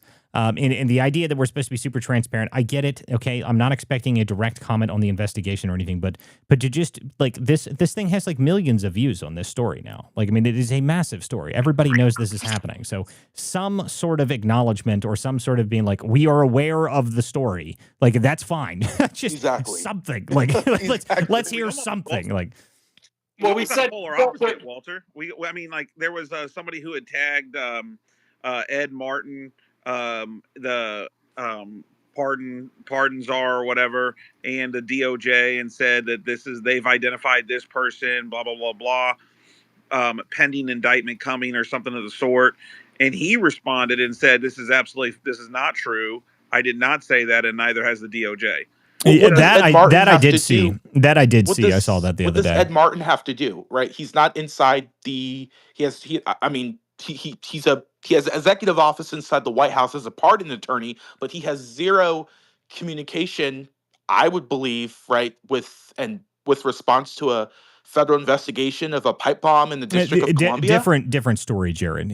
Ed Martin was responding to something else. Oh, Yeah. I'm sorry. Okay, Yeah. I thought you guys were okay. But now that you bring Ed Martin up, and we can shift topics here because the pipe bomb stuff, like again, Can I say one more thing on this? Yeah, One go more thing. go ahead. One more thing before you. Thank you. You said it yourself. Dan Bongino was all over this story. We know that he's aware of this. I'm gonna give him the benefit of the doubt on that. That he's all over this. He's aware of it, and I don't know. I'm gonna predict that yes, this is under investigation, and we will hear something one way or another. Hopefully, like you said, within a month. Yeah, hopefully. Okay, so let's move to another topic here, though. So, guys, make sure you share this space out. This is the Political Theater. Thank you guys for joining us this evening. I'm your host. This is the panel, and we got a bunch of good people up here. Make sure you follow everyone up here on this stage. If they have subscription options, make sure you guys subscribe to the people that you actually want to support on this platform. That's the best way you can help individual content creators actually build their platform. If you want to help me out and you want to help this show out, go to WCDispatch.com.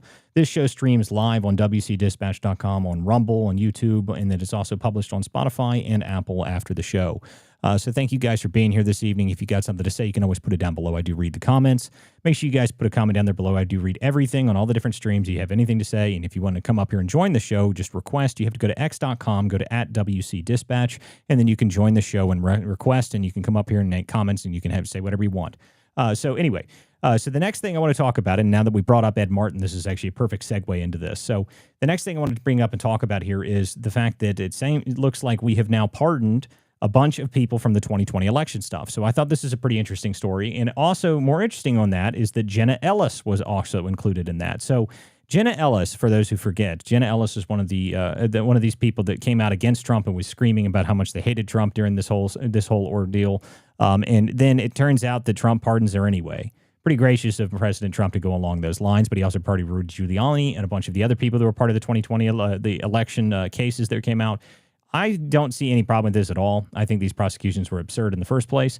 Giuliani himself, this guy's life was like completely destroyed by them coming after him. So this to me is I don't see any problem with it. I just thought it was pretty interesting that Jenna Ellis was included in that. And I wonder, has she commented at all on the fact that she was pardoned? Has anyone looked at that? I haven't even looked to see if Jenna Ellis. She did say thank you in a quote post from Ed Martin last night. Ah, interesting. That is interesting. I didn't know that she had said something. Very interesting. Yeah. So here's the thing, right?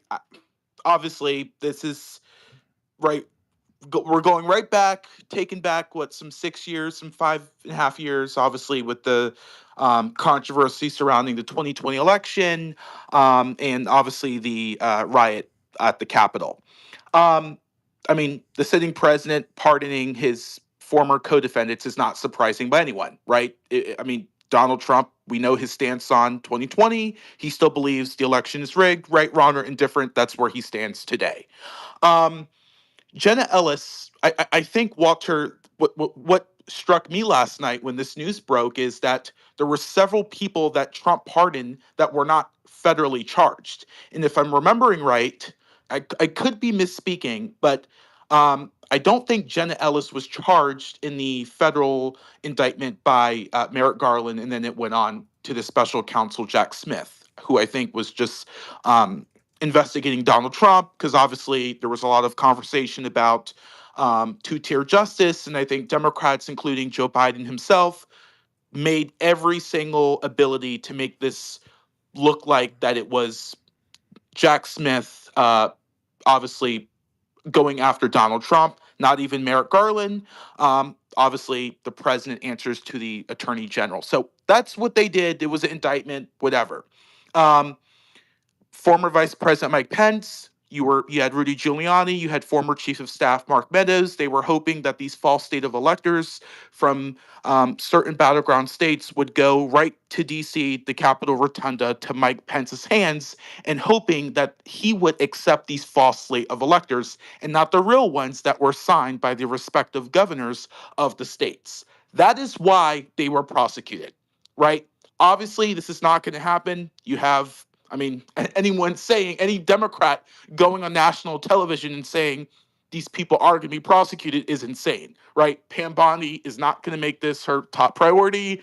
I doubt Todd Blanche, former attorney to to the Donald Trump as well. You actually made a good point earlier in there when you talked about was Jenna Ellis charged at the federal level for her role. So I actually looked into it. It appears you are correct. She was not charged at a federal Right. which is So interesting. That is pretty very interesting, actually. That's the biggest takeaway, you Speaking of guys. also the state's chair, I don't mean to cut you off there, but also James Uthmeyer, the Attorney General of Florida, announced today that he is launching an investigation into J.P. Morgan because of their coordination with Jack Smith in Operation Arctic Frost. So I just want to also add that in. And one other thing about the whole like electors thing, because remember, keep in mind, JFK also had these alternate state of electors, but it was only when Trump did it that people got indicted for it. So I just Listen, want to throw that in. the whole concept, I'm not going to relitigate the whole concept of 2020 here because it's just not worth it. The reality is that it was an election that was over, okay, and then it moved forward, and the alternate electors that were being brought forward, once there was no legal ability to even bring them forward, it was done. Okay, so that ended. None of that happened. Didn't matter. It was over. It didn't matter. They charged these people and they started going after. The problem really is all of the people around Trump that they just tried to bring down anyway. They tried to destroy everything around anybody near Trump, okay? Like, go look at what they did to the Trump organization. They removed 200 bank accounts from the Trump organization. They debanked 200 different bank accounts all simultaneously at the same time. By the way, I forget which bank it is. I always forget. I think it's Citibank or KeyBank. One of those banks, the Trump organization is suing them, and they're going to destroy them in court. Like, they're going to get wrecked in court. Like, it's going to be Trump Bank by the end of that. Like, that is not going to go well for whatever bank did that. I forget which one that was. But the whole concept that like these people are going to get, they should have been pardoned. Yeah. Like, I don't see any reason for these people to be charged and continue to be charged. Now, I do find it very interesting that Jenna Ellis here was actually not charged at the federal level. Yes, That and I is want to interesting. comment, and I think that's the Hold on a wild minute. Hold on a second here. Go ahead, Chris. Yeah, well, so I think it was Chase Bank, Walter, that he's suing the ever living crap out of. Chase Bank was notorious, obviously, for debanking other conservatives. And I think the other thing we have to remind ourselves here is the reckless disregard for court precedents that these jerks moved forward with this political targeting of the president of the United States, and this framing of a narrative. While they dang well knew that there was over 175 federal officials, undercover agents in the crowd on that day, they knew there was this information when it came to the pipe bomber. They knew a host of other things, and this is, I think, what's going to start to unravel, right? But I think it's super important that we mention not only his associates, but they also breached the attorney-client privilege of the Trump organization attorney. They forced him and prosecuted him and stripped his law license over all of this that we now know was complete sham. He pleaded guilty. No, Jared, listen, we're not going to play the games. I think that matters. Guys, hold on. Just for please stop obvious interrupting, and people just keep your hands up. People, like, if you guys forget, this show is published in more than one place. It's very difficult to hear, and like I have to clean the audio afterwards when people do that. So please don't. The fact is that they breached attorney-client privilege. The fact is that this was basically a process. They processed the living hell out of these people to break them in every single way. So they would have to take a plea or go bankrupt and lose everything. And that's the situation that took place in the last. So this is why I fully agree that these people need to get processed the hell out, just like they did these people. And people need to be held accountable. We can't allow for our government to be politically manipulated in prosecuting people for partisan purposes and for power. And that's just simply the case that took place over the last 4 years. It was a perversion of our justice system, which continues even more so today with this circular, bench of activist judges that were put into the courts via the nuclear option under Obama and in the last month of Biden's administration. And so this is what we have. And I think it's time all of this come to the table. I think that we're going to start to see this. Well, and so by the way, I went and looked. So it was Capital One that closed over 300 bank accounts associated with the Trump organization. So Capital One is the one that they're suing, which means that it will soon be Trump One or Capital Trump. I'm not sure which sounds better. I mean, I'm not sure which one it is. That's the bank that constantly has Samuel Jackson on their commercials. So well, I mean, he'll listen, probably who be cares? working for him. None of that matters. It's going to be either Trump or either Capital Trump or Trump One. I mean, that's going to be the name of that bank by the end of that lawsuit. They're going to get wrecked in that lawsuit. That's going to be so bad for them. They're going to settle for billions of dollars out of that. I guarantee it. Okay. The other side of this is what you were just talking about with the activist judges is absolutely true. Okay. The amount of activist judges that we have is completely out of control. Like the concepts of these little like district judges just constantly ruling against the president on every single little issue is just completely out of hand. There's a 92% win rate when they get up to the Supreme Court, showing that all these little activist judges are just acting on completely frivolous lawsuits, trying to get things to be pushed through, even though none of it's actually working. And the other part of it is the judges, like, I know that we liked to pretend for many years that the judges in this country are not supposed to be partisan, but they just are. Okay, like they just are partisan judges. It is a political branch. It is a co-equal branch of government. They are a political branch of government. And one of the problems is that Joe Biden and Obama, they installed 2/3 of the district judges in this country. Okay, like that's one of the biggest problems we have. And it's not just them though. Okay, so like just to give you a perfect example of this, and this is one of the other stories I wanted to talk about this evening, is that there is a Reagan-appointed judge who stepped down from his lifetime appointment. Okay, so this guy is Judge Mark Wolf. He's appointed by Ronald Reagan in 1985, resigned his post specifically so he could talk about how much he hates Trump.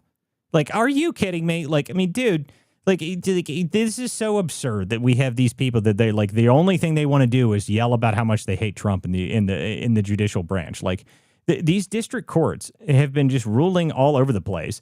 And now we've got people that are resigning just so they can yell about it even more. It is completely crazy that we've gotten to this point. Like I've got to give at least some props to the Supreme Court for actually managing to somehow maintain some semblance of like impartiality during most of this stuff. It's been amazing to watch the district courts just run roughshod all over top of the executive branch, and they keep striking them down. But at some point, we just need to sit there and say, okay, district courts in the middle of some random district in Washington state cannot tell the executive of the country what they can and cannot do. Okay, like we just need to make that very clear. They gave them an opt-out when they had the most recent ruling on that, where they said, well, if you can't do that unless it's a class action lawsuit. And within a week, they created whole classes of people out of ridiculous orders for entire classes of people. There was one judge somewhere down in Texas that decided that entire area, like the entire world, was considered a protected class of people, and they considered that a class action lawsuit. Like you left the loophole open, and they ran right through it. So that sort of activism just needs to stop. Like we just need to get to the point that the only part of the judicial branch that is even remotely on the same level as the executive is only the Supreme Court. And we just need to make that very clear again, because this is out of control, and it has been out of control for a minute now, and no one believes this. And by the way, the other thing on the Supreme Court today, they also refused to bring up the Obergefell decision, so they didn't talk about that today. That was released this morning, that Obergefell is not being challenged, that they're not going to bring it up and even take that case. Now, a bunch of people are going to yell and scream about this. From a political standpoint, let me tell you something here, guys. I was significantly concerned that they were going to bring that up, and they were going to push that through, and they were going to get rid of Obergefell, and it was going to be used exactly like Roe v. Wade, the exact same way. I was sitting here watching like, I hope that doesn't happen. Like, I don't even agree with Obergefell. I think Obergefell is a terrible decision, not well written, not based on any textualism, not based on any originalism. None of it's good. I think it's a horrible decision, but politically, if they managed to do that, that would have been a disaster for Republicans. Worse, it would have been the exact same thing that happened when Roe v. Wade was overturned, actually. It would have been the exact same thing. They would have used it in the exact same way. They would have rallied the entire base all behind it. So for Republicans that are upset about this Obergefell decision not being challenged right now, be happy that it didn't happen right now. Okay, just like it'll be okay. Eventually, it'll get overturned anyway. Okay, because we're not going to have a society based on things that aren't reality. But that'll be years from now.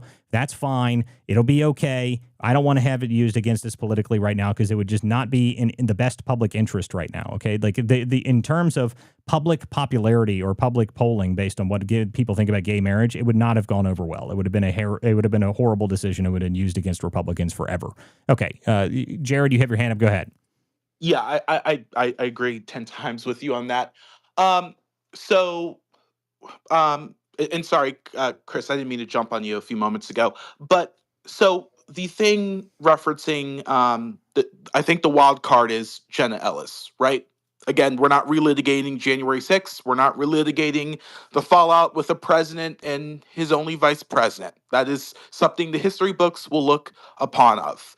However, I do think, Walter, that you have another example, right, of a president of the United States who is trying to rip the Constitution in half. You, myself, everyone on this panel, including every one of your listeners, know for goddamn well the president cannot pardon things for state crimes. So why is Donald Trump trying to bend the knee? That is the most ridiculous thing I've ever heard. Okay, So what you Walter, just said. tell me why. I'll tell you what, because you're sitting here saying that he's trying to rip the Constitution in half. One, for what? I mean, for like, what are you talking about? Like, rip the Constitution in half? How? Okay, like if Jenna Ellis isn't included in a federal indictment and they just threw her on there, maybe they just put all the people on there. Okay, like it does. She can't. If it is a state crime, even if he did pardon her for federal crimes, it doesn't do anything. Who cares?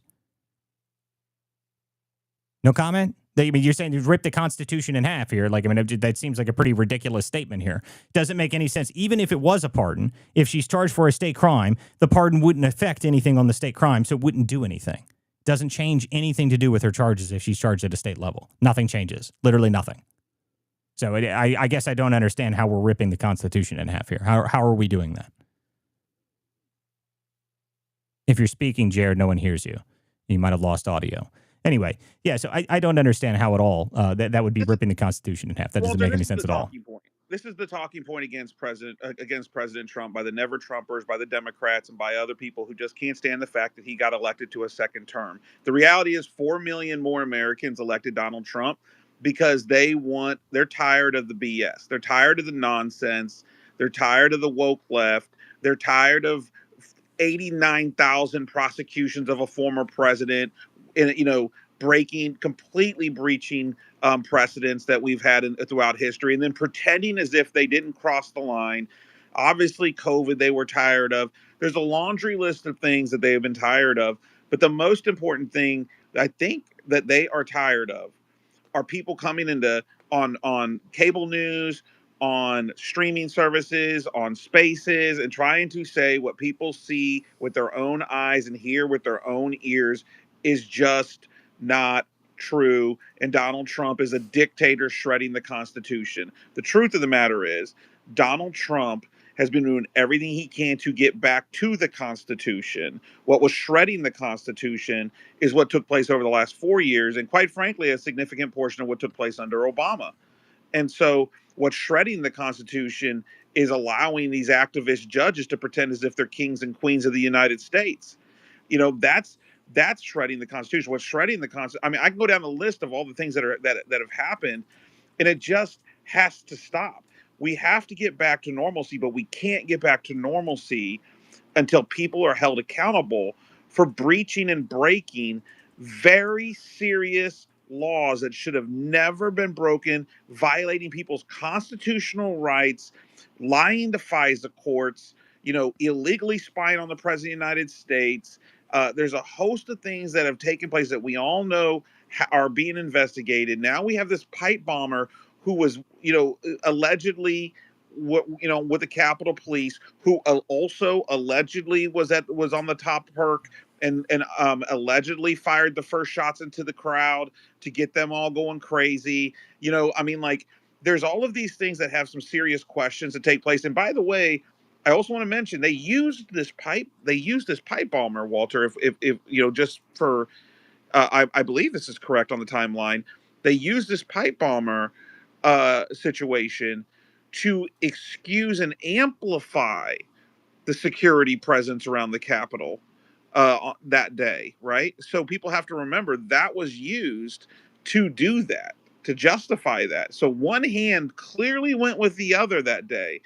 And, and again, it's not to relitigate January 6th, but it is to relitigate and say there was a lot of serious breaches of very serious laws that were excused, swept under the rug. Well, and this my is the opinion, biggest the deal, right? largest scandal in American history. Well, I mean, listen, this is the biggest thing that I get. Like, I get very annoyed when I hear people say something along the lines of, he's shredding the Constitution. Like, okay, so where were you when people were losing their bank accounts? Okay, like, where were you during that? Where were you when innocent Americans that actually had nothing to do with anything to do with January 6th were getting debanked, completely removed from the financial system? Where were you when all of the conservative people on the planet were being removed from every single social media apparatus that exists? Where were you when every single law that was broken in terms of getting Trump, prosecuting Trump and having Crossfire Hurricane opened up and all that stuff? Where were you during that stuff? Like, if you want to talk about the Constitution being shredded, I think intelligence agencies trying to overthrow the will of the people by throwing in counterintelligence operations on sitting presidents, I think that's a little bit more concerning to me. That's what I'll say. I think that's a bit more concerning to me. I'm not sure I'm willing to hear or entertain the idea that Trump is somehow shredding the Constitution when Joe Biden was trying to put Trump in jail while he was running against him. Okay, like, let's not pretend that this is a real thing. Or if I would be more willing to listen to these people when they talk about the Constitution being shredded if you were yelling at your own party as they were shredding it and ignoring every single precedent we've had in this country for 50 years. Okay, if your party hadn't done that, maybe you wouldn't have been in a scenario where you're at right now, where Trump doesn't care anymore and Trump's going to do what he needs to be done. Okay, like, these people need to be prosecuted. All of these people that were involved in this stuff, they need to be prosecuted. They must go to prison. There has to be accountability. I've said it 1,000 times. There is not an option for the accountability. The accountability is mandatory, not optional. You have to put these people in prison, because if you don't, they will do it again. They will do it again, and they will do it worse. They will do it much more. They will be angry. They will do it vindictively. They will throw everything at people. Like, people like me that are commentators will be in gulags, okay? Like, if you pretend that's not going to happen, okay? You can act as if that wasn't going to happen, but you were damn close to doing that in the first place. Hillary Clinton was already talking about reprogramming people in re-education camps for people before all of this happened, okay? Let's not pretend that one side is shredding the Constitution when you guys don't even like the Constitution in the first place. Like, this is the same party that for years said the Constitution was an outdated document, an outdated piece of paper. We don't like the Constitution. It's not even useful. Why do we have it? Why do we have the Electoral College? The Electoral College is bad. The Electoral College is evil. Let's just get rid of that too. This is the people that say that we're shredding the Constitution. I'm sorry. I can't entertain it. I can't listen to it because it's just not honest.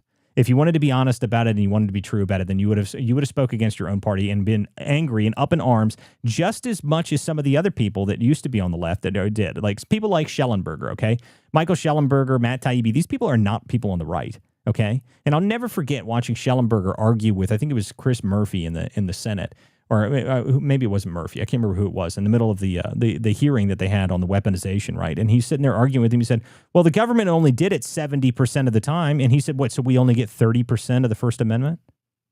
That was the best line of the whole thing. 30% of the First Amendment, is that what we're allowed? Is that what we're allowed? That's what they were arguing, though. That's what the argument was, that, well, the government, every time they asked social media platforms to remove people's posts, they only complied 70% of the time.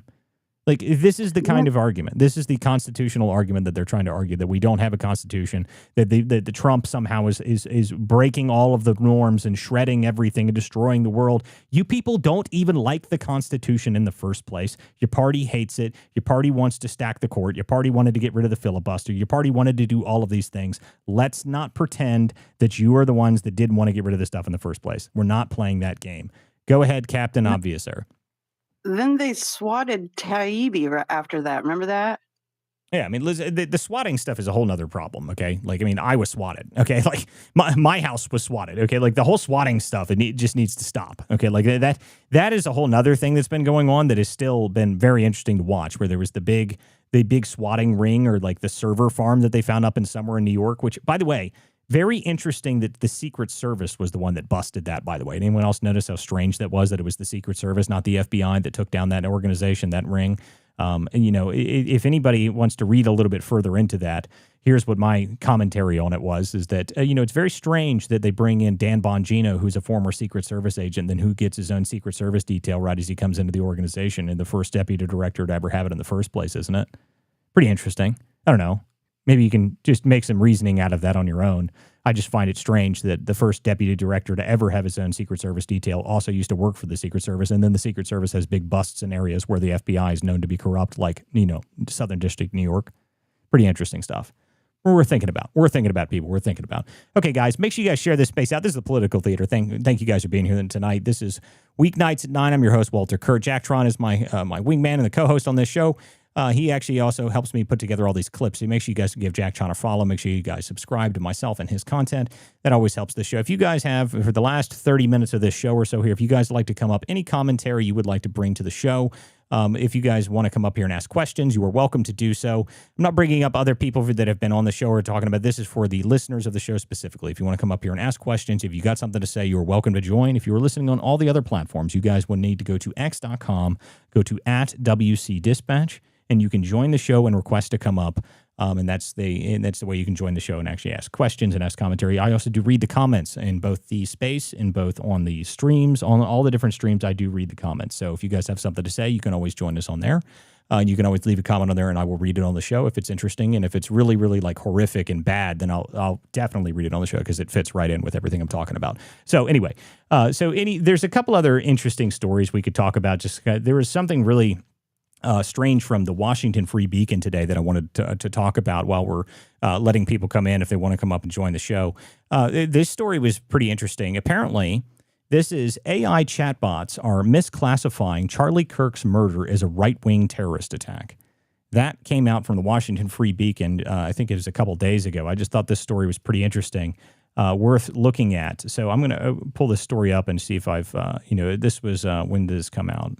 This is actually a while ago. This is back on October. But this is pretty interesting stuff to me, that I thought this was very strange that they were talking about this, that a bunch of these chatbots that have already classified it as a right-wing attack. I missed this story completely, but I thought it was interesting to talk about because there's also a number of other things that have happened on the AI chatbot front recently, especially with Robbie Starbuck. I don't know if you guys saw that story.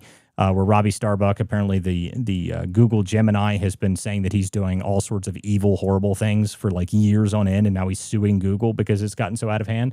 But apparently this happened a while ago, and I completely missed this story, so I just figured it was interesting, and I'll pull this up here so people can see this. But apparently the AI chatbots have been claiming Charlie Kirk's killer was right-wing, and then left-wing violence is exceptionally rare and everything else along those lines, which, I guess I'm not that surprised.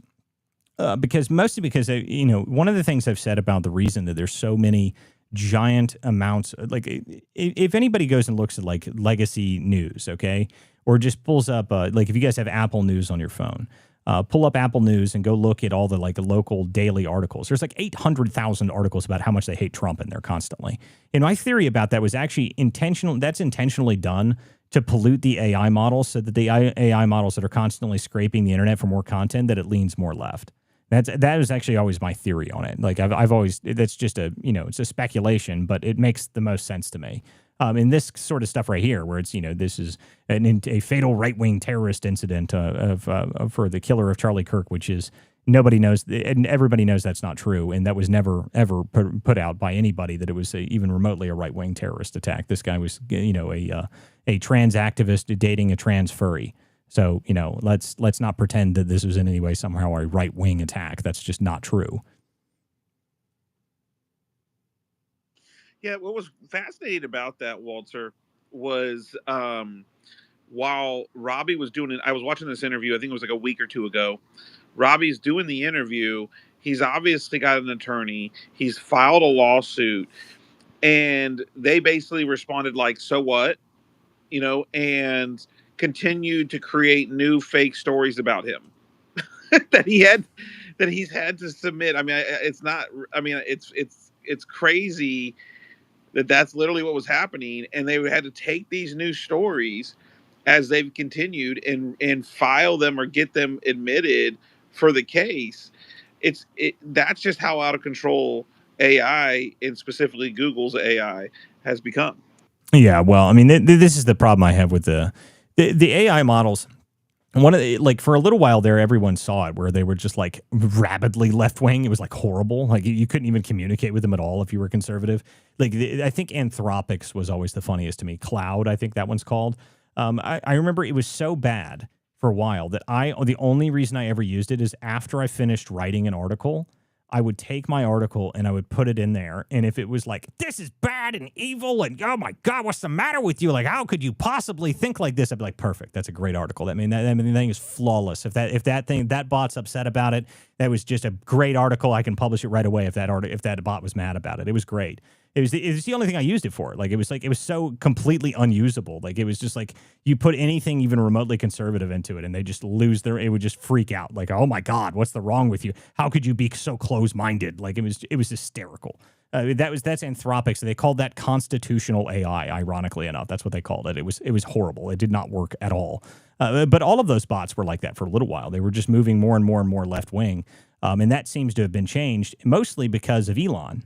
Elon is really the one that changed all of that, because with Elon's new concept of opening the internet and allowing it to not only be one direction. I'm sure you guys, this is probably, I don't know if everybody remembers this, but there was a story that we covered on the show a few weeks back where there was the Harry Enton came out and he was showing the shift in approval rating, or the shift in, mindset of people online. And it showed that, from 2020 to 2025, there was a 51-point swing in the types of users that were on Twitter. Like it was just like it went from a plus 34 Democrat to a plus 25, a plus 21 Republican or something like that. It was like this crazy shift. And it was like, wow, that's interesting. But what that really tells you is that it's just not organic what was going on before. Like that's what it really tells you. It tells you that it was not organic how left-wing everything was. So once you actually start to switch it back the opposite direction, things start to move in that direction, which is also the other interesting thing with, Grok now has Grokopedia, which I haven't really used yet. I've heard interesting things about it, but I thought that was a pretty interesting concept. But Elon made sure that he was working through that, trying to make that actually a functional aspect of it, because Wikipedia is completely useless. Like Wikipedia is just nothing but left-wing propaganda now. So like I don't even know. Like I haven't used Wikipedia in so long. I don't know what the purpose of it is, other than like. The annoying thing is whenever you would use a chat, like use a chat bot, whenever it would search information, it would always just search the same way. Like it would always you'd see it scroll through Wikipedia. It's like you would have to tell it, please stop using Wikipedia. That's like, it's not a source. My goodness, it's not a source. Please get rid of it. Like it's horrible. Guys, if you want to join the show, you can always request to come up here for the last bit of the show. You're welcome to come up here and make comments, or you have any questions for me or any of my co-hosts, you're welcome to do so. This is the last bit of the show. The show usually goes to about 11:15, 11:30, depends on how many speakers we have come up to join us. If you guys would like to, you are welcome to do so now. If you are on the other streams, by the way, the only way you can join the show, is go to x.com, go to @WCDispatch, and you can request to come up onto the show, and you can make any comments you want, or you can ask questions, or you can just, yell about something stupid and you can be thrown out of here. Whatever you want. I mean, it's your game. You're welcome to come up here and have whatever fun you want to have up here. Hey, Walter, I don't know if you already talked about this before I came into the space earlier, but I don't know if you noticed or saw the clip where Sonny on The View, in The View, are calling for Chuck Schumer to step down now. Oh, yeah, dude, listen, it's coming, man. Like, they are after Schumer. Schumer is screwed. Okay, like, he is so screwed. Like, I mean, he's like, I loved it that he keeps putting out these videos, and these, like, all of these videos that Schumer puts out. Like, have you guys seen these things? Like, they don't look anything like what Schumer normally looks like. Like, he's like zoomed in on his face, and he's got his glasses, and his glasses are like thicker than they normally are. Like, he's trying to go for like the Rachel Maddow glasses look. It's like, it's the strangest thing in the world to me, but it's obviously he's trying to signal to the progressive base, and the dude's not. He hasn't been a progressive his whole career. I mean, maybe Joel and Eileen Bailey swayed him a little bit, but I mean, no one cares about them. They don't exist. So, I mean, like, it really is funny to me watching Schumer flail about as if he's not going to get primaried by AOC. Like, you're going to get primaried, Schumer. You are. It's happening. You are going to leave the Senate, and because now your whole, like, the entire Democrat Party hates you anyway. So I love that he fought so hard to keep the government shutdown going, and now that it's open again, they're blaming him anyway. Like, Schumer, They don't care, dude. Like, you're out. Like, it's just over for you. Get over it, man. Like, you had a good run. Joel and Eileen Bailey still love you. It'll be okay. Like, I mean, I don't know. I don't know what to tell you, man. Like, it'll be all right, Chucky. Like, just get on out of here. You know what would be hilarious if somebody created a meme where it's like a psycho, but it's Chuck Schumer with the Baileys. Oh, there you go. I like that. That's hysterical. It's going to be it'll be an interesting three-way primary, though. I do think that we're starting to see El Jefe Jeffries signal his opposition to Schumer and potentially have a three-way primary for United States Senate, which would obviously at that point open up probably a four-way primary where we may see Big Tish hop in there too. Big Tish, the beast from the Northeast. You think she's going to get in that too? I said, assuming she doesn't go to the pin, so, and that may get her a couple of votes in New York. But yeah, I think we could potentially see I think we're potentially seeing a three-way primary: Schumer, Jeffries, AOC. I still think she beats both of them. But if Big Tish gets in and a couple of others get in, we could see a crazy, Royal Rumble. I don't know. Listen to me. Like, AOC would be such a gift for us if she somehow gets into the Senate and we just get to see more of this woman. Like, I love AOC. Like, keep her out there. Like, just like Jasmine Crockett. Like, I mean, just keep them both at the forefront. I see no problems with them being out there. Keep them up there. You let them talk.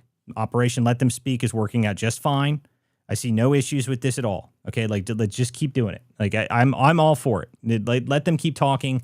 Let them keep being part of it. I don't see any issues with that. Also, like, I have no idea.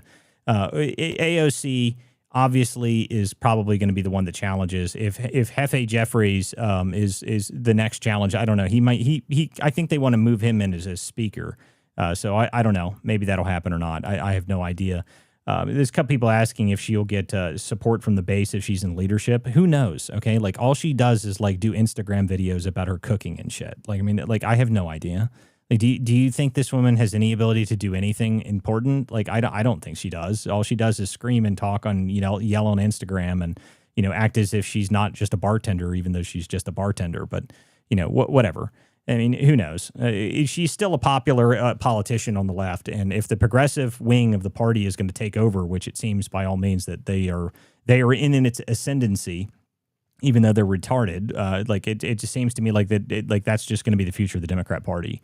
Now, the problem that I think the Democrats have is that if the progressive wing of their party manages to swing heavily into actually being super progressive, they're not going to win national elections with progressive candidates.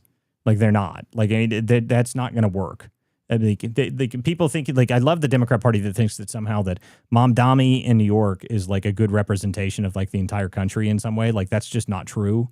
New York City is not the same thing as the rest of the country. And if you think you're going to run a Mamdani on a presidential ticket, you're nuts. I mean, like, I'd like it and you'll lose bad.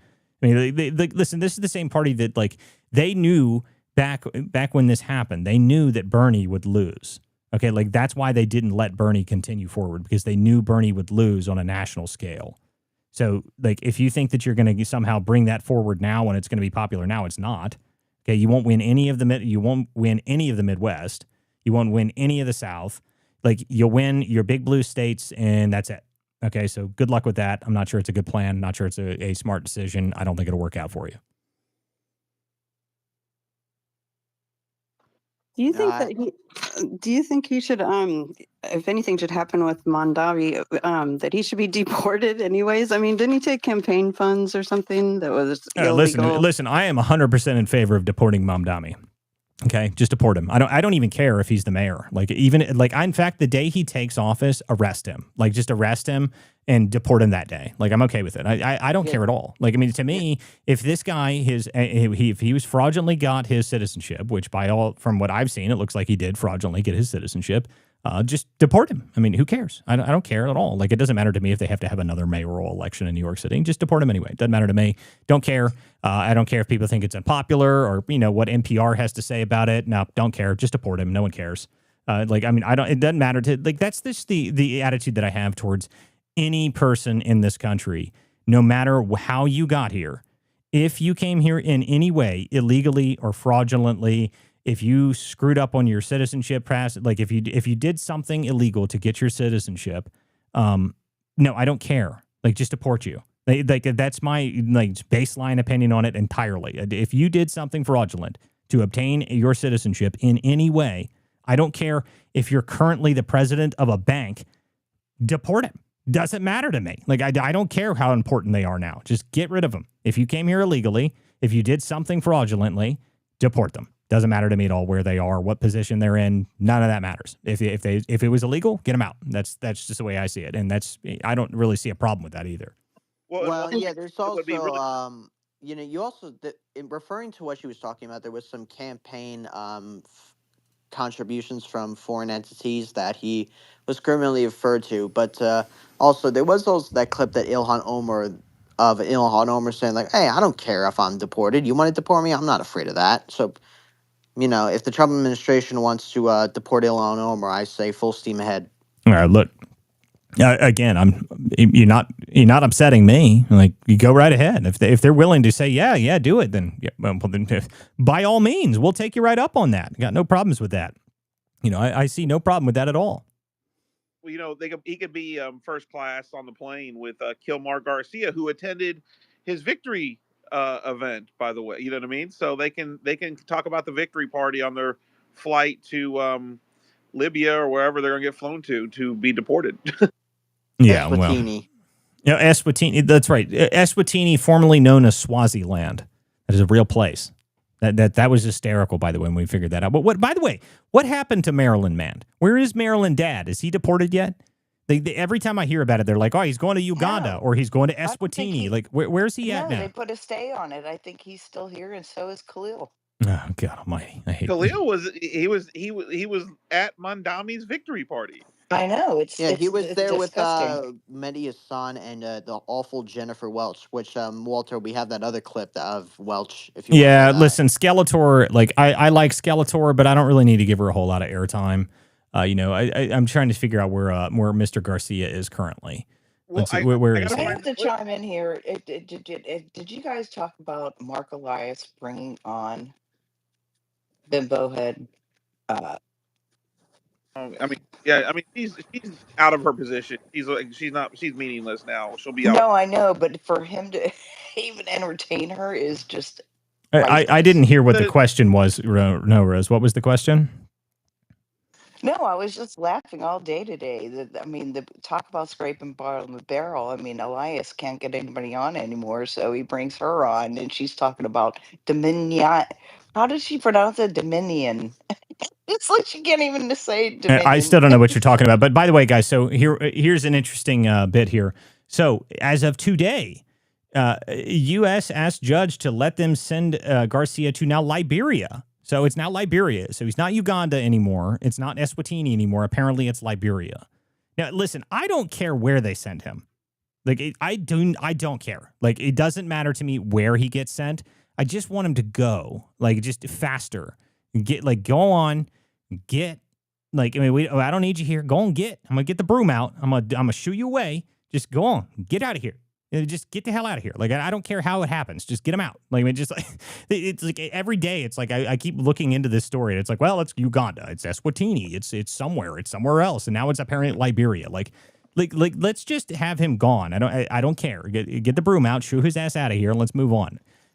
Pally girl, what's up? Yeah, I'm in Maryland, so I've been following that case with Chris Van Hollen and a whole bunch. And yeah, it is Liberia now. Liberia has promised him safety. And Trump has ordered the judges to get the paperwork together for him to go because everything from Liberia is in order. We just got to get the judges here to send him out now. So that's what we're waiting on. And supposedly it's agreed upon safe place where his safety will be protected. So God, anyway. I love that this is like a concern for people. Like, I don't care what happens to this dude. Like, it doesn't matter. I'm Like, with you. just Like drop him from the back of a plane, give him a parachute, like just wing, go on, bye bye. Like, I don't care what happens to him. Like I love that we have to pretend as if this guy's someone important, like as if he's not like a human trafficking gangbanger. Like he's. Like, this guy's like a wife-beating gangbanger that like ran human smuggling rings. I don't care what happens to him at all. Now, apparently Chris Van Hollen does. Now, the next question is, so since he's going to Liberia, what are the drinks in Liberia? Since, like, we were in El Salvador, we had margaritas. We found out what was the one in Uganda? Was it mud? I don't remember what it was in Uganda. But I what? guess. Well, what is the next cocktail that they're having? Since we've gone through a bunch of them so far, so what is the next one? What do they drink in Liberia? Like, I have no idea what's going on there. So that's the next thing going on. Apparently, Liberia is the next one, and there's all of the government. The hurdles have been cleared to send him to Liberia now. So we'll see what the next one is. I'll let you know Thursday. I have a nurse who works for me for my son. She is from Liberia, and she said he won't be safe there. We can count on that. But I will ask her what the drink is and see what she says. So she'll be back on Thursday. What's Liberia? Is Liberia like next to Timbuktu, or is that like it's somewhere near Istanbul? Now it's Constantinople. Like, what are these places? Well, no one knows. That's the point. Literally the one that they were going to send him to for a little while, Eswatini. Like, you look it up, and the name of Eswatini. It's it's Eswatini, formerly known as Swaziland. That's what it says when you look it up. I'm like, what the hell is Swaziland? Like, what the hell? No one has any idea where these places are. No one has any idea, but it doesn't really matter. That's the reality. It just simply really does not matter. Guys, if you'd like to join the show for the last bit of the show, make sure you guys request to come up here. We've got about 5-10 minutes left yet before we shut down for the evening. Jack Tron, you have your hand up. What's up? And for all you fans, Liberia is on the the western side of Africa next to Sierra Leone. Well, I don't care. I have no idea where any of these places are, and no one cares. No one cares. Eswatini, the fact that it was called Swaziland before is the better part. It's just like Swaziland, Eswatini. No one knows where any of these places are, and no one cares. Just move. Just get my broom out and just shoo him down the road. Just go on get. Okay, Jack Tron, go ahead. Okay, a little off topic, but I just saw this just now that apparently Kash Patel's girlfriend has filed defamation lawsuits against Elijah Schaefer, who was formerly Gateway pundit, and that guy Sam Parker, for accusing her of being a Mossad agent. Listen, I saw these earlier, and this seems to me like a very stupid thing. What are you doing? I have no idea why they're doing this. Bringing out a defamation lawsuit against some online journalist because of things they've said about you online is stupid. Okay, you're not going to win that lawsuit. They can just say that they were saying in hyperbole. To me, it's a bad look for the FBI director's, girlfriend or whatever the hell she is. Apparently she's a country music sensation. I've never even heard of her. No one's ever heard of her. But I don't care. It's just a stupid look, and it's not a smart decision PR wise to have her file defamation lawsuits against journalists online for criticizing her and her husband, or her and her boyfriend. That's not very smart. I don't think it's a good decision. They probably won't win in court. Not a great look on PR wise. I don't think it's a smart decision in any way for them to do that. I saw that, and I was. And by the way, she already filed a lawsuit against Kyle Seraphin months ago. So this is not a new thing. This is now the third one of these that she's filed. Not a smart decision. Don't know why they're doing it. Doesn't look good. Okay. Yeah, I had somebody tag me and say that people voted for Trump for lower prices and to make their lives better. What am I talking about? January 6th, COVID, et cetera, is for a small majority of political junkies. Maybe you didn't understand what I said. Obviously, they voted 4 million more Americans voted for Trump for a host of reasons, including Bidenflation and all these things. But they also were very tired of all the other things that I mentioned. I think you're taking one little statement and going way off the board with it. So there's that was a comment in the thread there with so yeah, but that I don't know why you say she's a country music sensation, Walter. Yeah, that's listen. I don't know who she is. Okay, I have no idea who this woman is. I don't listen to country music for one, but two, I've never heard of this person ever. Has she ever sang any song? I don't know who this person is. By the way, really quick though, Walter, they've abdicated the attack on a private jet, which he has to fly by law. So the point I'm saying is they have abdicated this because now there's clips of our favorite senator Elizabeth Warren out of Massachusetts with the government shutdown, flying on a private jet to DC. So. Well, look, the idea that we need to be worried about whether our government officials are flying around on private jets or not is kind of to me, I don't really think this is something that people realize. This has been happening forever. This is just how the government moves around whenever they do anything. It's just somebody that has to be in lots of different places at all the time. They always have government jets that fly them around. So whether or not it's a good thing for him picking up his girlfriend or not, I don't know. Who knows? Like, I mean, I don't think is it a good look? No. Is it something that happens all the time? Probably. Is it illegal? I doubt it. I doubt it, to be honest with you. Like, I mean, I have no idea. It doesn't look good. No, it doesn't look good at all. So, the problem is the PR side of all this stuff is where the issue is. And, there was a hysterical clip. I don't know if you guys saw this. Chase Geiser from InfoWars had probably the funniest clip I've seen in forever. He just ranted on Kash Patel about this specific issue. It's got to be the funniest clip I've seen in months. It was just a ridiculous rant, and I highly recommend you all go watch it if you haven't seen it. It's very, very funny. He just completely explodes on Kash Patel, calling him a faggot for flying around on the private jet, and then making fun of his country music star girlfriend, which it is a glorious clip. I don't care what your opinion is of what he says in it. It is a legendary rant. That's the only thing I'll refer to it as. Walter? Yeah, I mean, I'll send it to you. That's no problem. Here, I mean, you know what? I can actually. Hey, can I chime in on something? Hold on a minute here.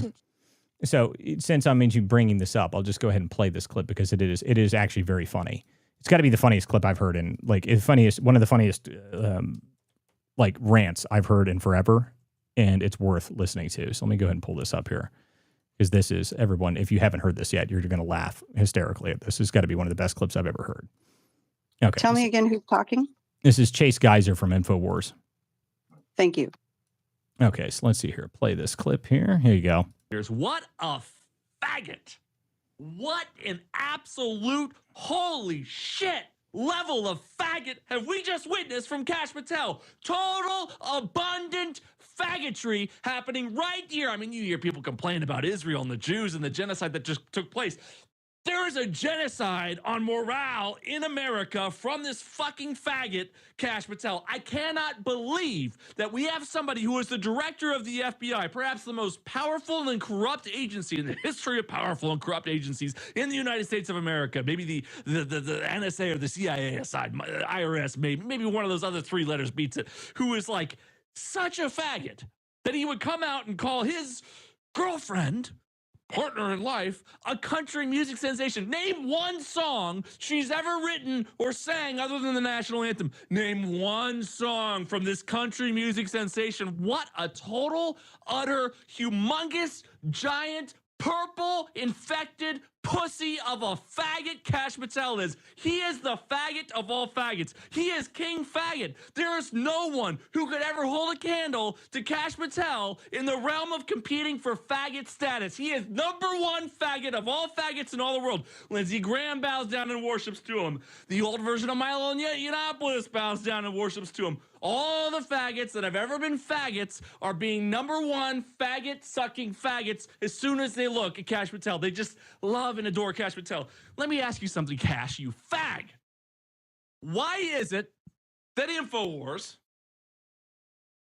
is still being investigated under a Type 3 assessment since December of 2013? You're the FBI director now. Why is it? Huh? Why is it that nobody can get a hold of you, Kash? So available, so accessible before you became the director of the FBI. Then as soon as you get put into power, the first thing you said is, I'm going to protect these good cops. I'm going to protect these other FBI directors, these other FBI agents, rather. They're so good. Nobody should be shaming these guys. No. The FBI should totally be shamed. You've been violating our rights like Bill Cosby violates a sleeping underage girl. America's been asleep. You've been anxiously waiting, and you've been putting your fingers in our ass and shit while we're asleep. That's what the FBI has been doing to the American people for decades. Decades. And the first thing you say when you get put into office as a director of the FBI is, I'm going to protect these good cops. I'm going to stick up for these good cops, and I want to let these brave, heroic Americans do what they do best, which is spy on InfoWars without a warrant for no reason whatsoever under a human intelligence gathering operation for the sake of trying to find dirt. So it can be leveraged to get people in a civil suit to bring down freedom of speech and freedom of the press. I'm sorry, Kash, but I fucking hate you, dude. I hate you. I don't want anything bad to happen to you. I just want you out. I want you and Alexis to be country star sensations. You know, can you imagine that? Be the best thing since Robert Plant and Alison Krauss. came together and made an album. Cash Patel and Alexis. Cash and Alexis. Just singing your country duets. I want to hear you and Alexis singing Wagon Wheel more than I want to see you on a private jet for any other reason. More than I want to see you going to the CCP. I want to hear you singing Wagon Wheel, Cash. Sing me Wagon Wheel. I'll support you if I hear you sing me Wagon Wheel.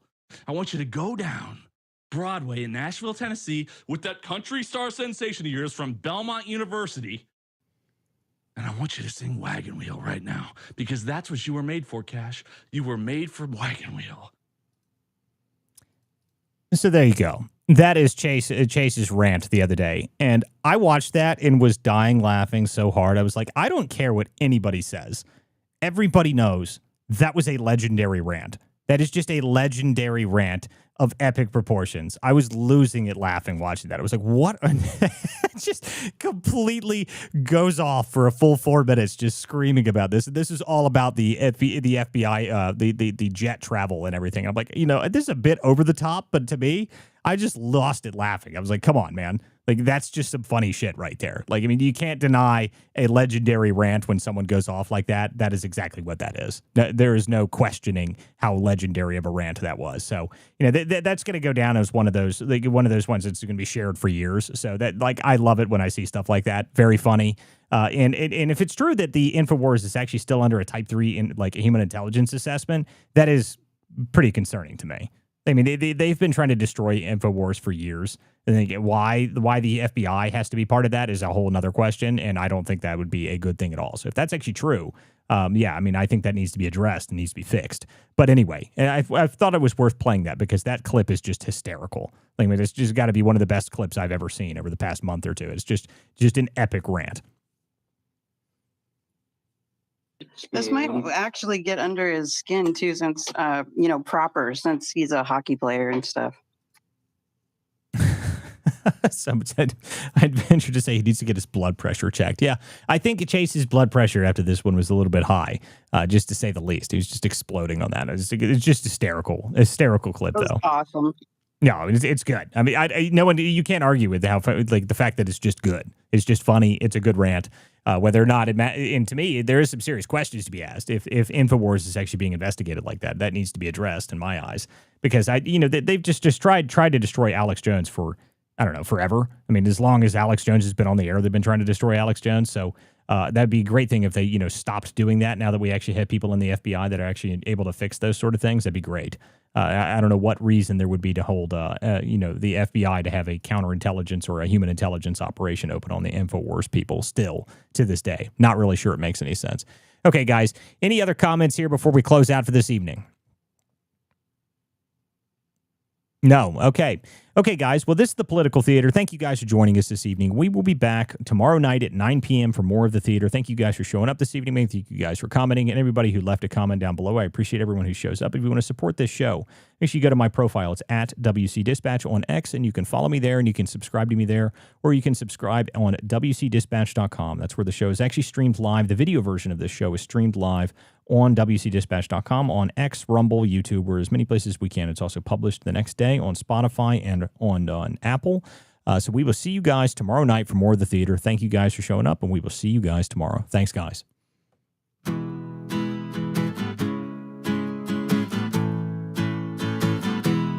Some folks are born with a liberty spark. Their hearts beat red, white, and blue.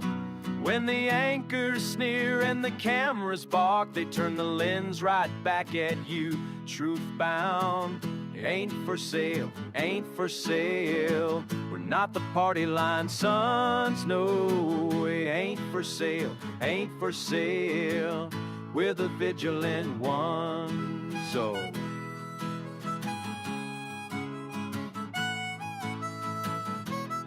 Some folks inherit silk-lined halls, spend our sweat while preaching share. But when the tax man wraps his knuckles raw, their mansions suddenly look bare, impaired. Ain't for sale, ain't for sale. We're not their banker-raised hares, no. Ain't for sale, ain't for sale. We're the vigilant ones, so.